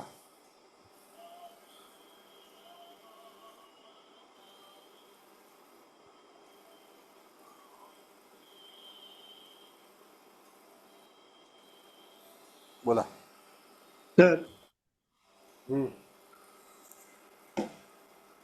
सर बापट बोलतो. स्तंभी ग्रहांचे परिणाम आयुष्य म्हणजे त्या पत्रिकेत जर असले मूळतः जन्माच्या वेळेस तर ते मग बरेच कायमस्वरूपी जाणवतात का एखाद्या मोठ्या घटनेच्या वेळेस जाणवतात? नाही, पहिली गोष्ट म्हणजे ग्रह हा स्तंभी होतो म्हणजे त्याला रिस्टार्ट करायचा असतो. नंबर 1. बरोबर. त्या ठिकाणी जर तो स्तंभी होणार असेल तर तो कुठल्या राशीमध्ये आहे आणि स्तंभी राशीच्या याच्यामधला फलादेश स्तंभीचा फलादेश जो आहे तो कुठल्या स्थानामध्ये स्तंभी आहे, कोणासोबत आहे का? आता जसं तुम्ही बघाल तर त्या ठिकाणी 1 जानेवारीला सूर्य धनु राशीमध्ये असतो. आहे का? म्हणजे सूर्य हा 1 जानेवारीला 15 अंशाला धनु राशीमध्ये पूर्वाषाढा नक्षत्रामध्ये असतो. आणि त्यावेळेला जर समजा त्या ठिकाणी जर तिथे बघितलं धनुपासून 100 अंश कोणाला होतात? 100 अंश. तर त्या ठिकाणी जर तो ग्रह 1 अंशापासून 100 अंश मोजायला 3 राशी आणि 10 अंश जातील, बरोबर आहे? तसं 15 अंशापासून तुम्हाला शेवटला 25 अंशापर्यंत 100 अंश तयार होतात. हे गणित. मग त्यावेळेला बरोबर. तिथपासून तो किती अंशावरती आहे डिस्टन्स, हा, त्या बरोबर. डिस्टन्सवरती आपल्याला तिथे प्रतिसाद द्यायचा आहे. मग हो. आमचा प्रश्न असा आहे की स्तंभी ग्रह फलित काय देतो, हा, का हा. ह्याच्यामध्ये वेगवेगळ्या तऱ्हेची विचारधारा लोकांनी ठरवलेली आहे. प्रत्येकाची विचारधारा ही भिन्न भिन्न आहे. त्याला कारण बरोबर. असं आहे की स्तंभी ग्रहाचं फलित हे जो तो ज्याच्या ज्याच्या मर्जीने करतो. पण मी माझ्या अनुभवाने सांगतो की स्तंभी ग्रह हा जेव्हा एखादा ग्रह तिथे ब्रेकडाऊन करतो, ज्याला आपण म्हणतो थांबतो, हो हो हो बरोबर आहे. आता बरोबर. माझ्या पत्रिकेमध्ये शनी स्तंभी आहे हो आणि त्याच्याबरोबर 100 अंशाला सूर्य आहे, म्हणून तो हो स्तंभी झाला. शनी हो माझा राशी स्वामी आहे. हो. तर तुम्हाला असं वाटतं का की मी मंदबुद्धीचा आहे? हा, बरोबर. You tell me your opinion. हो. काही बरोबर, म्हणजे त्यांनी काही फला तसा फारसा फरक नाही जाणवत. बरोबर. मग फलादेश देते वेळी हा गाजावाजा नाही करायचा. रिअल फलादेश काय आहे? हा नाही तर लोक काय करतात, गाजाबाजा भरपूर वाजवतात. हा. ते असं होईल, तो तिथे बसलाय, हो तुम्हाला कमकुरता येईल, कळलं? बरोबर आता जसं ताईंनी मगाशी विषय काढलाय, महादशा अप्लिकेबल आहे, बरोबर. Very important. पण स्तंभी ग्रहाचा फलादेश ह्या बाबतीमध्ये अजूनही त्या ठिकाणी पूर्णपणे फलित आलेलं नाही, नाही. हा, कळलं? मी माझा बरोबर. अनुभव हो सांगितला तुम्हाला. हो बरोबर. नाही, मला एका ठिकाणी काय झालं, एका मुलीचा सप्तमेश शनी वक्री आणि स्तंभी आणि कृत्तिका नक्षत्रात होता. तर ते तिने मग नंतर लग्नाचा त्या मुलीला नशियाच आला, म्हणजे जेमतेम लग्न झालं, पण नंतर ती डिवोर्स येऊन ती तिथे म्हणजे परत केलंच नाही तिने. अनेक लोकांनी प्रयत्न केले. तर तो एक डोक्यात स्तंभीचा बऱ्याच दिवसाचा विषय होता. मी आपल्या त्याला भयांश वगैरे काही लावावं का काय, कारण तुम्ही ना खूप वर्षांपूर्वी 30 वर्षांपूर्वी नाशिकला आला होता तुम्ही, म्हणजे हो तेव्हा नंदकिशोर जकातदार ते घ्यायचे ना व्याख्यान, तुम्ही आणि तुमच्या बरोबर आणखीन कोणीतरी होतं. तर तेव्हा सीसी मी भट ते होते. व्याख्यान ऐकायला. हं? सीसी भट होते. हो हो. तर त्याबद्दल आम्ही ते ऐकलं आणि तेव्हापासून खूप उत्सुकता, अरे कोण शिकवेल कोण. तेव्हा ताईंनी जेव्हा सांगितलं, बा मी घेणार म्हटलं ऍडमिशन, कळायला मला वेळ लागला. आहे छान आहे म्हणले, छान आहे, काही प्रश्न हा नाही. आमचे ते प्रत्येकाचा वेगवेगळ्या तऱ्हेचा अनुभव आहे बरोबर त्या बरोबर. ते स्तंभी तर ग्रहाच्या नाही. बद्दलचा. ठीक आहे, चालेल चालेल. धन्यवाद सर. हं. आता दुसरा भाग निघाला तुमचा सप्तमेशाचा. सप्तमेश स्तंभी, हो गॉट इट. हो. माझा स्वतः सप्तमेश हा हा, स्तंभी आहे. माझं बर. लग्न व्यवस्थित वयामध्ये झालं हो आणि हो. 10 ठिकाणी मुलगी शोधायची गरज भासली नाही. बर बर बर. आणि ज्या मुलीशी लग्न झालं त्या हा, मुलीला ती 4थी 5वीत होती, मी 6वीत होतो तेव्हापासून ओळखतो. बरोबर. म्हणजे तिथे बघणं कार्यक्रम हा कधी झाला नाही. आला नाही. लव खरं एट फर्स्ट साईट खरं सांगता येत नाही, मी गिरगावकर चांगला आहात अनुभव शेअर तुम्ही. केला. म्हणजे काही तो डिसाइडिंग फॅक्टर धरायची आवश्यकता नाही बा. किंवा Yes. जसं तुम्ही आता म्हणालात की अनेक अनुभव येतात वेगवेगळे, तसा हा भाग पाहिजे. चालेल चालेल. धन्यवाद सर. या नाही निमित्ताने ना, तेवढं आजही सुखी सुखी संसार आहे, बायको सोबत आहे, मला कधीही होय. असं सोडत नाही, कुठे जायचं नाही, घरात बसून आपलं ज्योतिष करतोय, हा तिचा आनंद आहे. हो खरं खरं म्हणजे बाहेर कुठल्या नफरीबाजी करायला जात नाही. She happy. खरं. तर बरोबर. स्तंभी ग्रहाबद्दल आपण बोलत होतो. तर बोलत स्तंभी ग्रहाचं जे कॅल्क्युलेशन आहे तर लोकांनी वाटेल तसं सगळं हे करून ठेवलंय. नवपंचम योगा स्ट्रॉंग दिसतोय तुमच्या दोघांचाही.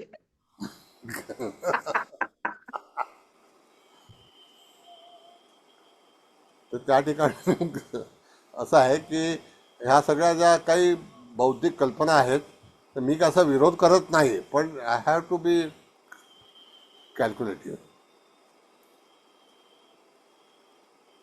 त्याचा सूक्ष्मपणे विचार झाला पाहिजे, म्हणजे नुसतंच सर एक तुमचं बघून लग्न होत नाही. पत्रिका बघून झाली होती का? बिलकुल नाही. म्हणून सुखी आहात. नाही नाही, मी पत्रिका काय मुलगी शोधायलाच गेलो नाही. मॅडम तुमच्या म्हणण्याप्रमाणे लव ॲट फर्स्ट साईट झाल्यामुळे पत्रिका बघण्याची गरज नाही पडली त्यांना. अरे शुभ मंगल. हा, मी सांगतो काय, ती 5वीत मी 6वीत अशा तऱ्हेने आम्ही एकमेकांना ओळखत होतो. त्यांनी मला सांगितलं की हिच्याशी लग्न करणार का, म्हटलं ओके, आपलं काम नाही धंदा, चलो जो होता है होता है. कळलं का?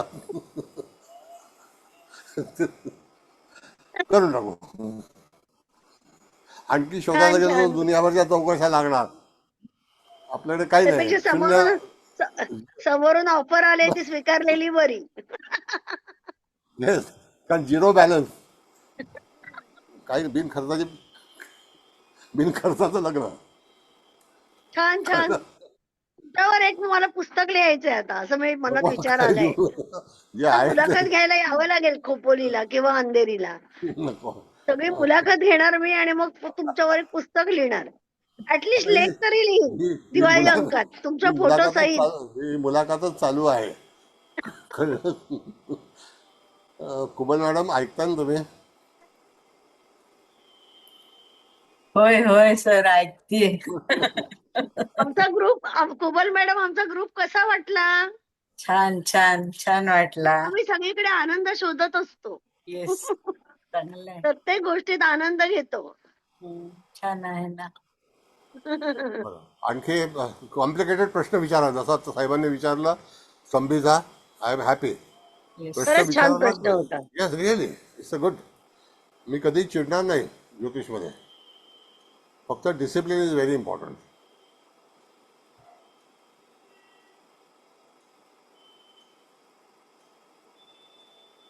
आता तुम्हाला सांगतो ताई की मंगळ आणि रवी माझा फक्त काही कलेचा फरक आहे.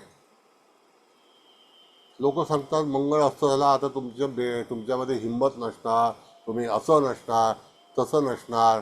या सगळ्या गोष्टी लोक काल्पनिक मांडतात की तो असं झाला आहे, कळलं? तर तसं काही नाही. आता मंगळ, आता माझ्याकडे जो स्ट्रॉंगनेस आहे तो मंगळामुळे आहे ना. I can fight. अजूनही 4 माणसाची भांडण करू शकतो. That is a capacity. असं आहे. जन्माला तुम्ही आलात तेव्हा जवळ असेल, आता तो तसा आहे का? फिरत असतात वेगवेगळ्या कक्षांमध्ये, वेगवेगळ्या नक्षत्रांमध्ये. ते every time they are changing, but original is original. आता साहेबांनी प्रश्न विचारला तो ओरिजिनल कुंडलीबद्दल विचारला ना. हो, आणि त्यांनी लग्नाचा पण प्रश्न विचारला, मी लग्नाचा पण प्रश्न क्लिअर केला. बरोबर. आणखी बोला, विचारा, चांगले प्रश्न विचारा. ताराचक्राबद्दल विचारू का एक? हा, बोला बोला बोला मॅडम. समजा लग्न बिंदू हस्त नक्षत्रात आहे हा, आणि आपण तिथून जर मोजत गेलो, म्हणजे एखादा ग्रह, तर जन्म नक्षत्रापर्यंत मोजायचं काय इथून लग्न बिंदू पासूनच मोजायचं? नाही, ताराचक्र बनतं हे जन्म नक्षत्रावरतीच बनतं. हा, तिथे जन्म नावाचं येतं. मग जन्मानंतर संपत आहे, विपत आहे, ते असे स्टेप बाय स्टेप. जसं आता तुमचा अनुराधा आहे, तर जे संपत आहे ते ज्येष्ठ आहे, मग ते पॉझिटिव्ह आहे तुमच्यासाठी. मग तिथे मूळ हे विपत आहे, मूळ हे तुम्हाला हानिकारकच जाईल. मग मूळ नंतर पूर्वाषाढा हे तुमचं क्षेम आहे, तिथे काही प्रॉब्लेम येणार नाही. पूर्वाषाढानंतर उत्तराषाढा हे जे तुमचं आहे ते त्या ठिकाणी प्रत्यरी आहे, म्हणजे तुम्हाला प्रतिकार करावा लागेल किंवा प्रतिकार शक्ती आहे.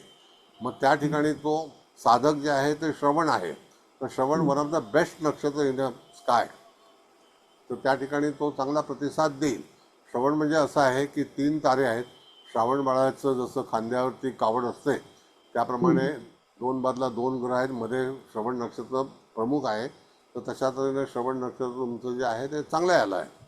मग नंतर धनिष्ठा लागतं. धनिष्ठा नक्षत्र जे आहे मॅडम, ते त्या ठिकाणी आकार कसा आहे, तर आपण मृदुंग वाजवतो श्रीकृष्णाचा, तर त्याप्रमाणे श्रीकृष्णाला मृदुंग फार आवडतो.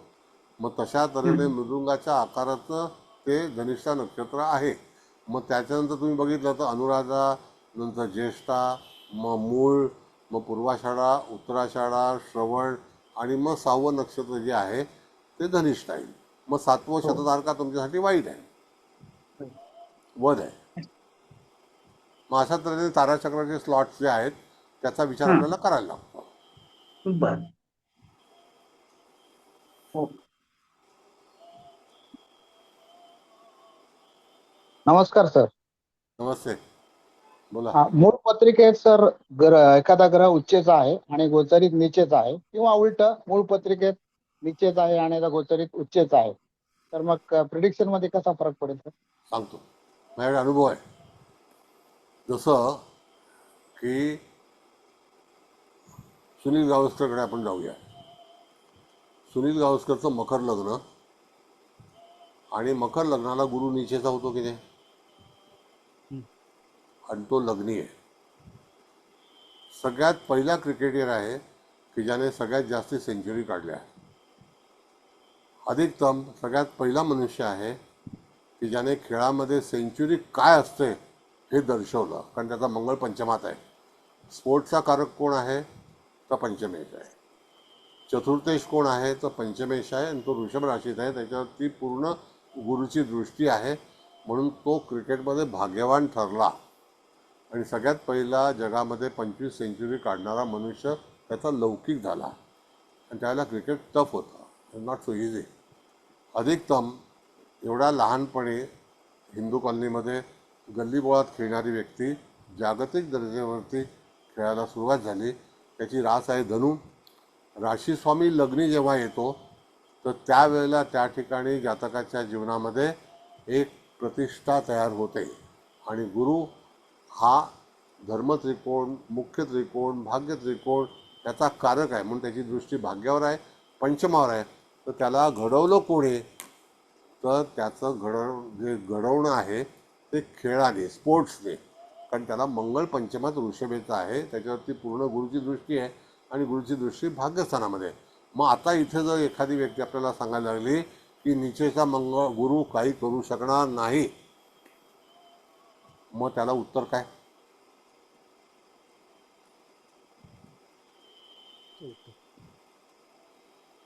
हा साहेब, सगळंच एक्सेप्शनल आहे. शत्रू राशीत गुरु, नीचेचा मंगळ, बरोबर आहे, सगळंच एक्सेप्शनल आहे. मग त्याला उत्तर काय? त्याचं नवमांश वगैरे ते सगळं नंतर लेटर ऑन ना, बट हो, प्लॅनेट प्रथमदर्शी, बरोबर. When you are asking about the negative, तर तुम्हाला कधीच काय होणार नाही, हे नाही, ते नाही.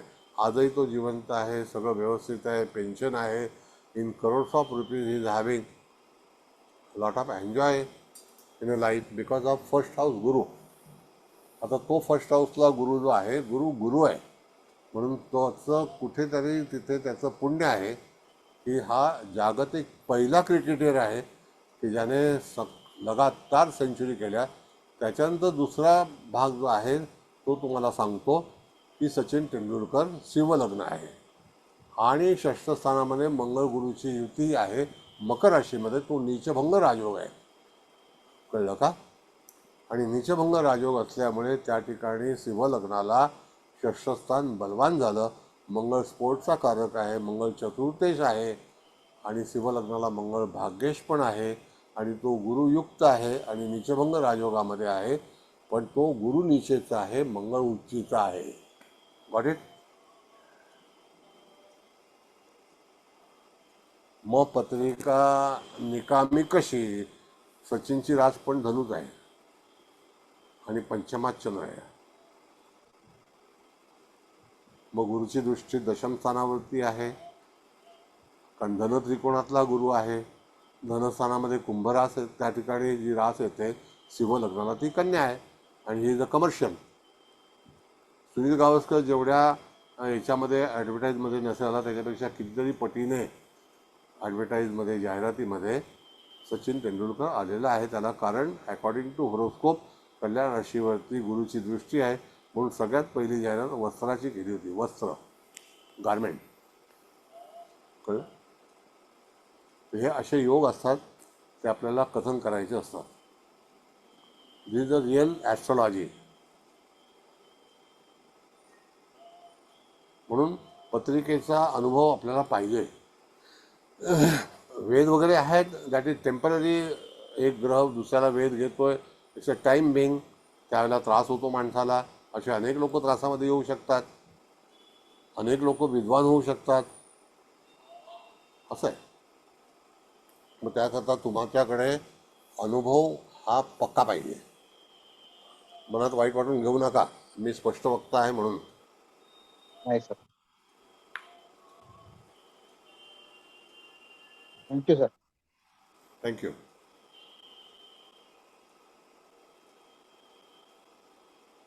उच्चग्रह फलित देतो, त्याबद्दल वाद नाही. प्रभू रामचंद्र राजा आहे आणि ते राजा झाले, राजकुळामध्ये जन्माला आले, कारण त्यांच्या लग्नी उच्चीचा गुरु होता. पण त्यांना कष्ट चुकले नाहीत, कारण का की मकरेचा मंगळ होता आणि तो सप्तमात होता, कळलं. आणि त्यांचा रवी दशमात होता, शनी चतुर्थात होता, आणि त्या शनीची 10वी दृष्टी लग्नावर होती, आणि जिथे घात झाला तिथे माता होते, कारण शनी चतुर्थ स्थान म्हणजे माता. तर अशा तऱ्हेने तुम्हाला लॉजिक लावून प्रत्येकाची पत्रिका जी आहे ती व्यवस्थित कथन करण्याचा तुम्हाला एक टेक्निक अवगत असणं फार गरजेचं आहे.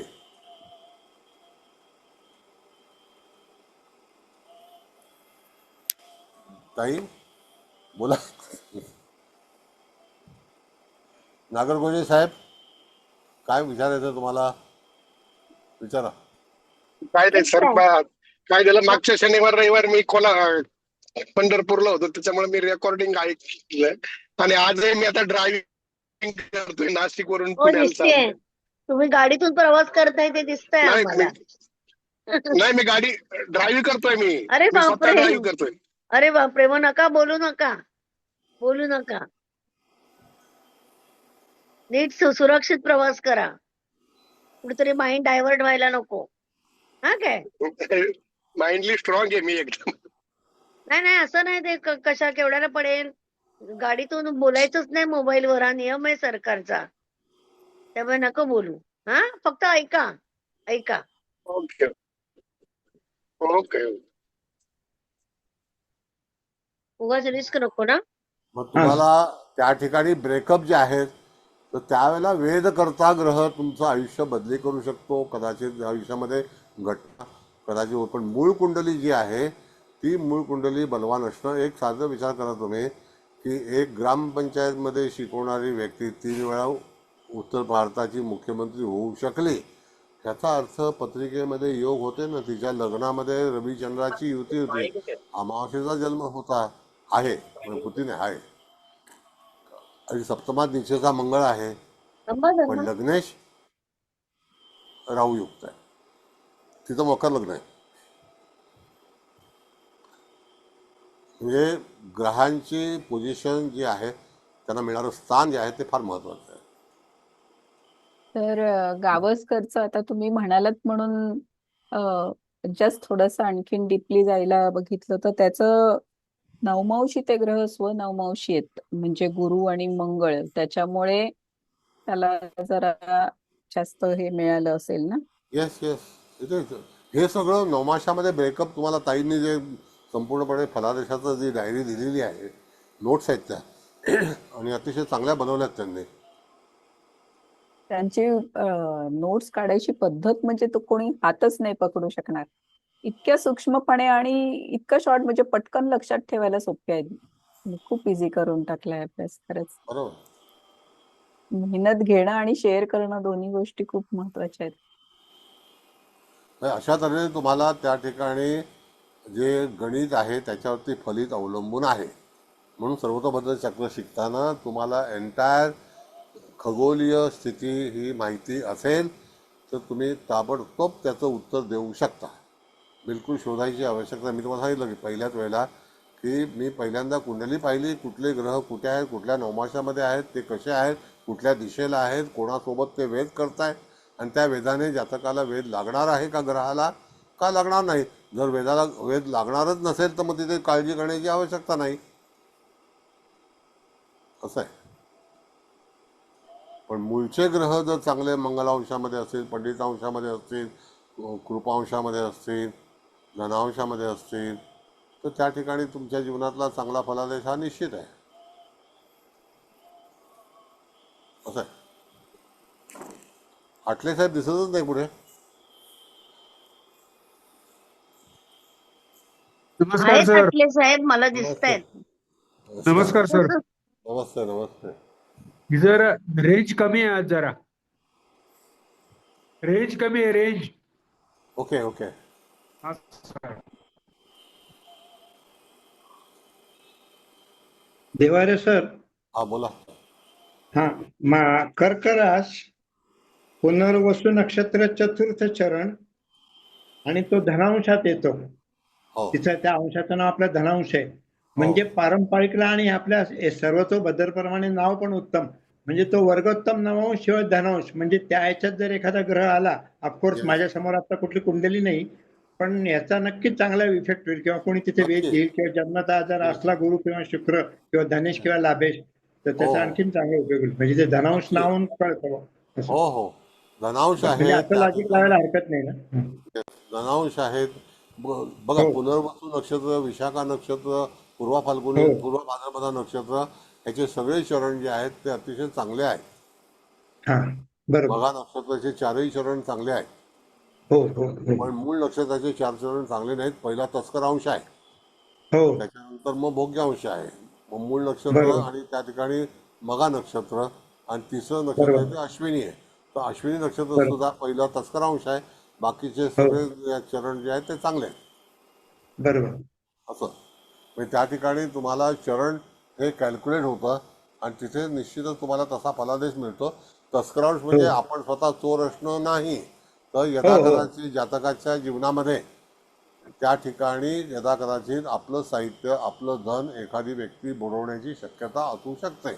असते. हो बरोबर. तसा मेष रास, मेष नवमासाचा मंगळाचा अनुभव घेतलाय. तस्करांशात येतो ना तो. म्हणजे त्या व्यक्तीवर हॉस्टेलवर बऱ्याच लोकांनी म्हणजे बिनकामाचे हल्ले केले. त्याच्यावर चूक असो का नसो, तर म्हटलं आता हे तस्करांश नाही. ते बरेच दिवस ते वर्गोत्तम वर्गोत्तम म्हणून डोक्यात होतं. पण काही लोक म्हणायचे अरे गंडांत भागात आहे. पण त्याचा तस्करांश पाहिल्यावर कळलं की हा, म्हणजे तो स्वतः तस्कर असो का नसो, पण त्याच्यावर तस्करांशी तो त्याच्यात जोडला गेला. म्हणजे त्याचा व्यक्तिगत दोष नसला तरी त्याला हाणायला हल्ले 2-3 लोकांनी धरून. बरोबर. असा तो तस्करांश. त्यामुळे ते तुमच्याकडनं आम्हाला ऐकायला छान वाटतं. मस्त, फारच नाही तर अनुभूती तसंच येते ना. त्या आणि ठिकाणी आद्रा नक्षत्राचा मकर नवमास आहे, तो सुद्धा तस्करांशच आहे. हो हो हो हे बरोबर. तस्करांश जे आहेत ते मूळ नक्षत्र आहे, अश्विनी आहे, आणि आद्रा नक्षत्राचं दुसरं चरण जे आहे मकर नवमास, हा हो तस्करांश आहे. तसंच दरिद्रांश जो आहे तर त्याचा आरंभ पुष्य नक्षत्राच्या चतुर्थ चरणातून होतो. मग हो त्या हो ठिकाणी पूर्वा फाल्गुनी नक्षत्राचं चतुर्थ चरण दरिद्रांश आहे, हो आणि चित्रा हो नक्षत्राचं चतुर्थ चरण दरिद्रांश आहे. दारिद्र्यांश म्हणजे असं आहे की एखाद्या व्यक्तीला कदाचित एखाद्या चुकांमुळे त्याला दारिद्र्याच्या हो अवस्थेमध्ये जावं लागेल, आणि हो त्याला हो वेध लागला किंवा हो ओव्हरलॅपिंग तर जर एखादा आणखीनच. ग्रह तर होतं. पण बरोबर बरोबर. दरिद्रांशामध्ये ग्रह येणं, बैठक हो असणं जन्मता ही चांगली नसते. मग चांगली. एखाद्या बरोबर. वेळेला जर समजा आपण मुहूर्त करणार आहोत आणि अशा हो वेळेला जर समजा विवाह जुळणं होणं, विवाह करणं किंवा एखादी गोष्ट बरोबर. विकत घेणं, अशा वेळेला प्लॅनेट जर जर दरिद्रांशामध्ये असेल तर निश्चितच त्या जातकाला त्याच्यापासून हानी पोहोचण्याची शक्यता आहे. आहे. बरोबर बरोबर. असं आहे. फारच. म्हणजे तुम्ही गोचरीचा पण त्याच्यावरती उपयोग करू शकता आणि मूळ कुंडलीचा पण वापर करू शकता. सगळीकडून मला बघतो. असं आहे. धन्यवाद सर. मस्त. धन्यवाद. तर की बोला. आपण जे आता कुंडलीचं प्रिंटआउट सगळे शेअर केलंय, त्याचं एक स्टँडर्ड फॉर्मॅट आहे. तर त्याच्यात मध्ये जे ग्रह लिहिलेले आहेत त्याच्यात रवी मंगळ 1, 6, 11, शुक्र 4, 9, 14 वगैरे, म्हणजे ते काय आहे सर? ते तिथी आहेत मॅडम त्या. म्हणजे एखादी ओके. घटना होताना जर समजा वाईट घटना होणार असेल किंवा चांगली घटना होणार असेल तर आपली तिथी जी आहे ती चंद्रावरून काढली जाते. तर चंद्राची जी तिथी आहे, आता आजचा चंद्र जो आहे तो कुंभ राशीमध्ये 0 अंशावरती आता होता, आता 1 अंश चालला असेल, तर 1 अंशामध्ये चालताना आजची तिथी कोणती आहे हा विचार केला जातो. मग आता तो रवीपासून किती लांब आहे, आता तो त्या ठिकाणी रवी जो आहे तो ऋषभेत आहे, आत्ता पौर्णिमा होऊन गेली वृश्चिक राशीमध्ये, आणि त्याच्यानंतर आता अष्टमीच्या जवळपास रवी जात असेल, कारण ही अष्टमी कुंभ राशीमध्ये होते. तर आजची आणि उद्याची अष्टमी ही कुंभ राशीत होणार.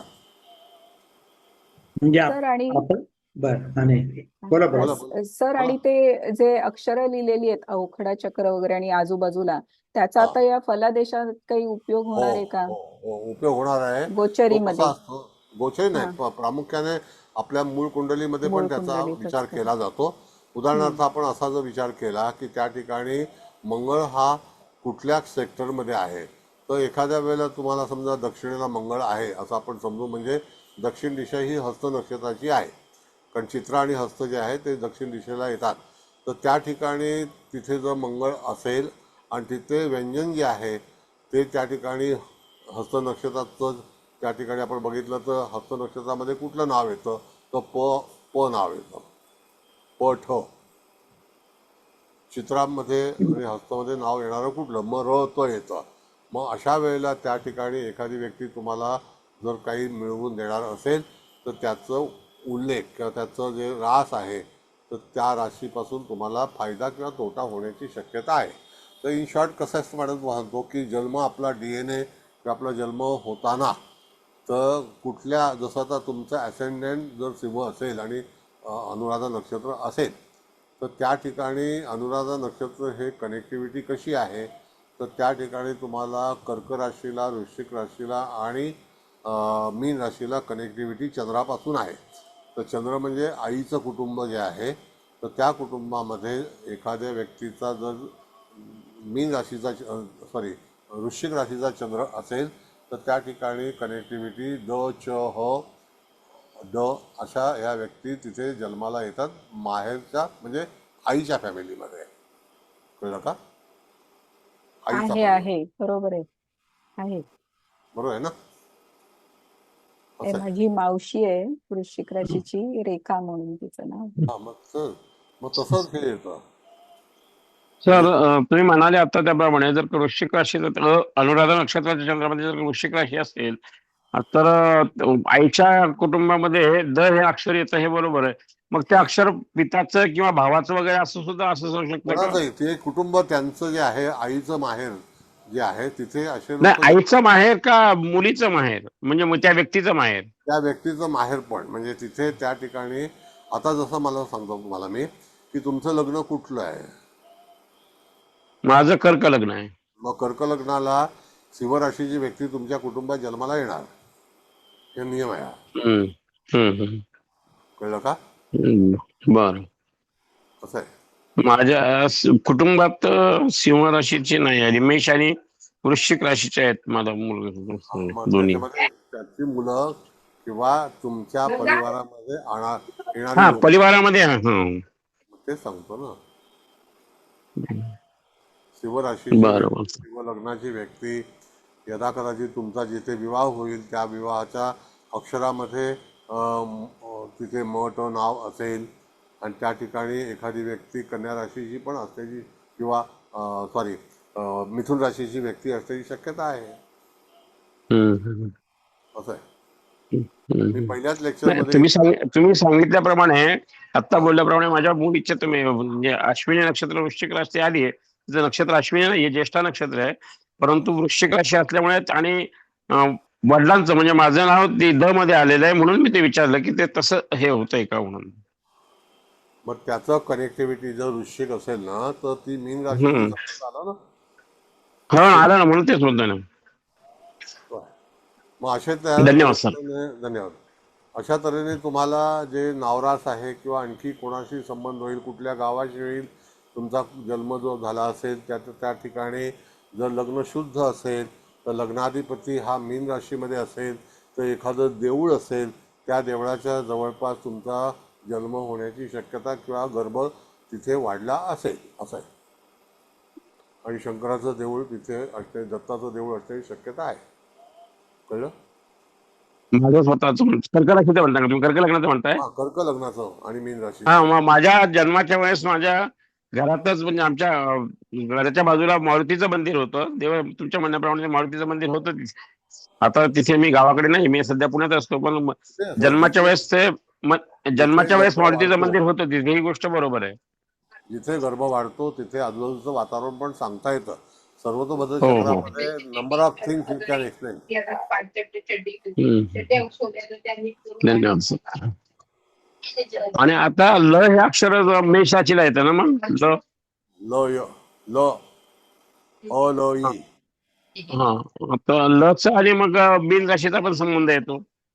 नाही त्याच्या मेष नेक्स्ट राशीचा आणि नेक्स्ट राशी जसं तुम्हाला मी सांगितलं कर्क लग्नाला नेक्स्ट राशी कुठली आहे तर ती आहे ना. हो. आवाज आवाज आवाज. शेजारी बसले गेले. एनिवे ताई आता नाव it is time to leave. धन्यवाद सर. धन्यवाद. Thank you sir. थँक्यू.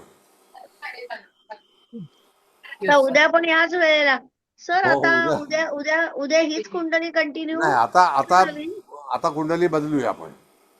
हा उद्यापासून ना. येस उद्या नवीन कुंडली आपण घेऊ. आता तुम्हाला ह्या कुंडलीमध्ये तुमचे प्रश्न विचारायचे असतील तर आय विल एक्सप्लेन यू. बरं. ह्या कुंडलीचे सगळे क्लिअर झाले सगळ्यांचे क्वेरी. ठीक आहे. तरी पण विचारा आपण- कोणाला काय विचारायचं असेल तर. सर मी बापट बोलतो. ते आपण काल भावांचं म्हणजे 6व्या लेक्चरच्या शेवटी असं म्हणत होतो की भाव जे आहेत म्हणजे उदाहरणार्थ ही जी आत्ताची कुंडली आपण बघतोय की कन्या 16-37 तो हस्त 2 मध्ये येतो. मग त्याविषयी या कुंडलीची चर्चा करायची का दुसऱ्या कुंडलीची चर्चा आता करायची? बघा ताईंची इच्छा असेल तर भाव मध्याचा फलादेश मानलायला हरकत नाही. अतिशय अचूक होतो. पण ताईंनी तर मी ही कुंडली परत उद्या कंटिन्यू करेन. हो त्यांच्या बरोबर त्यांच्या नाही सगळ्यांच्या विचाराने घ्या. उद्या हीच कुंडली अजून स्पष्ट सांगायचंय का भावमध्य शिकायचं ना. हो त्याशिवाय सोय नाहीये मॅडम.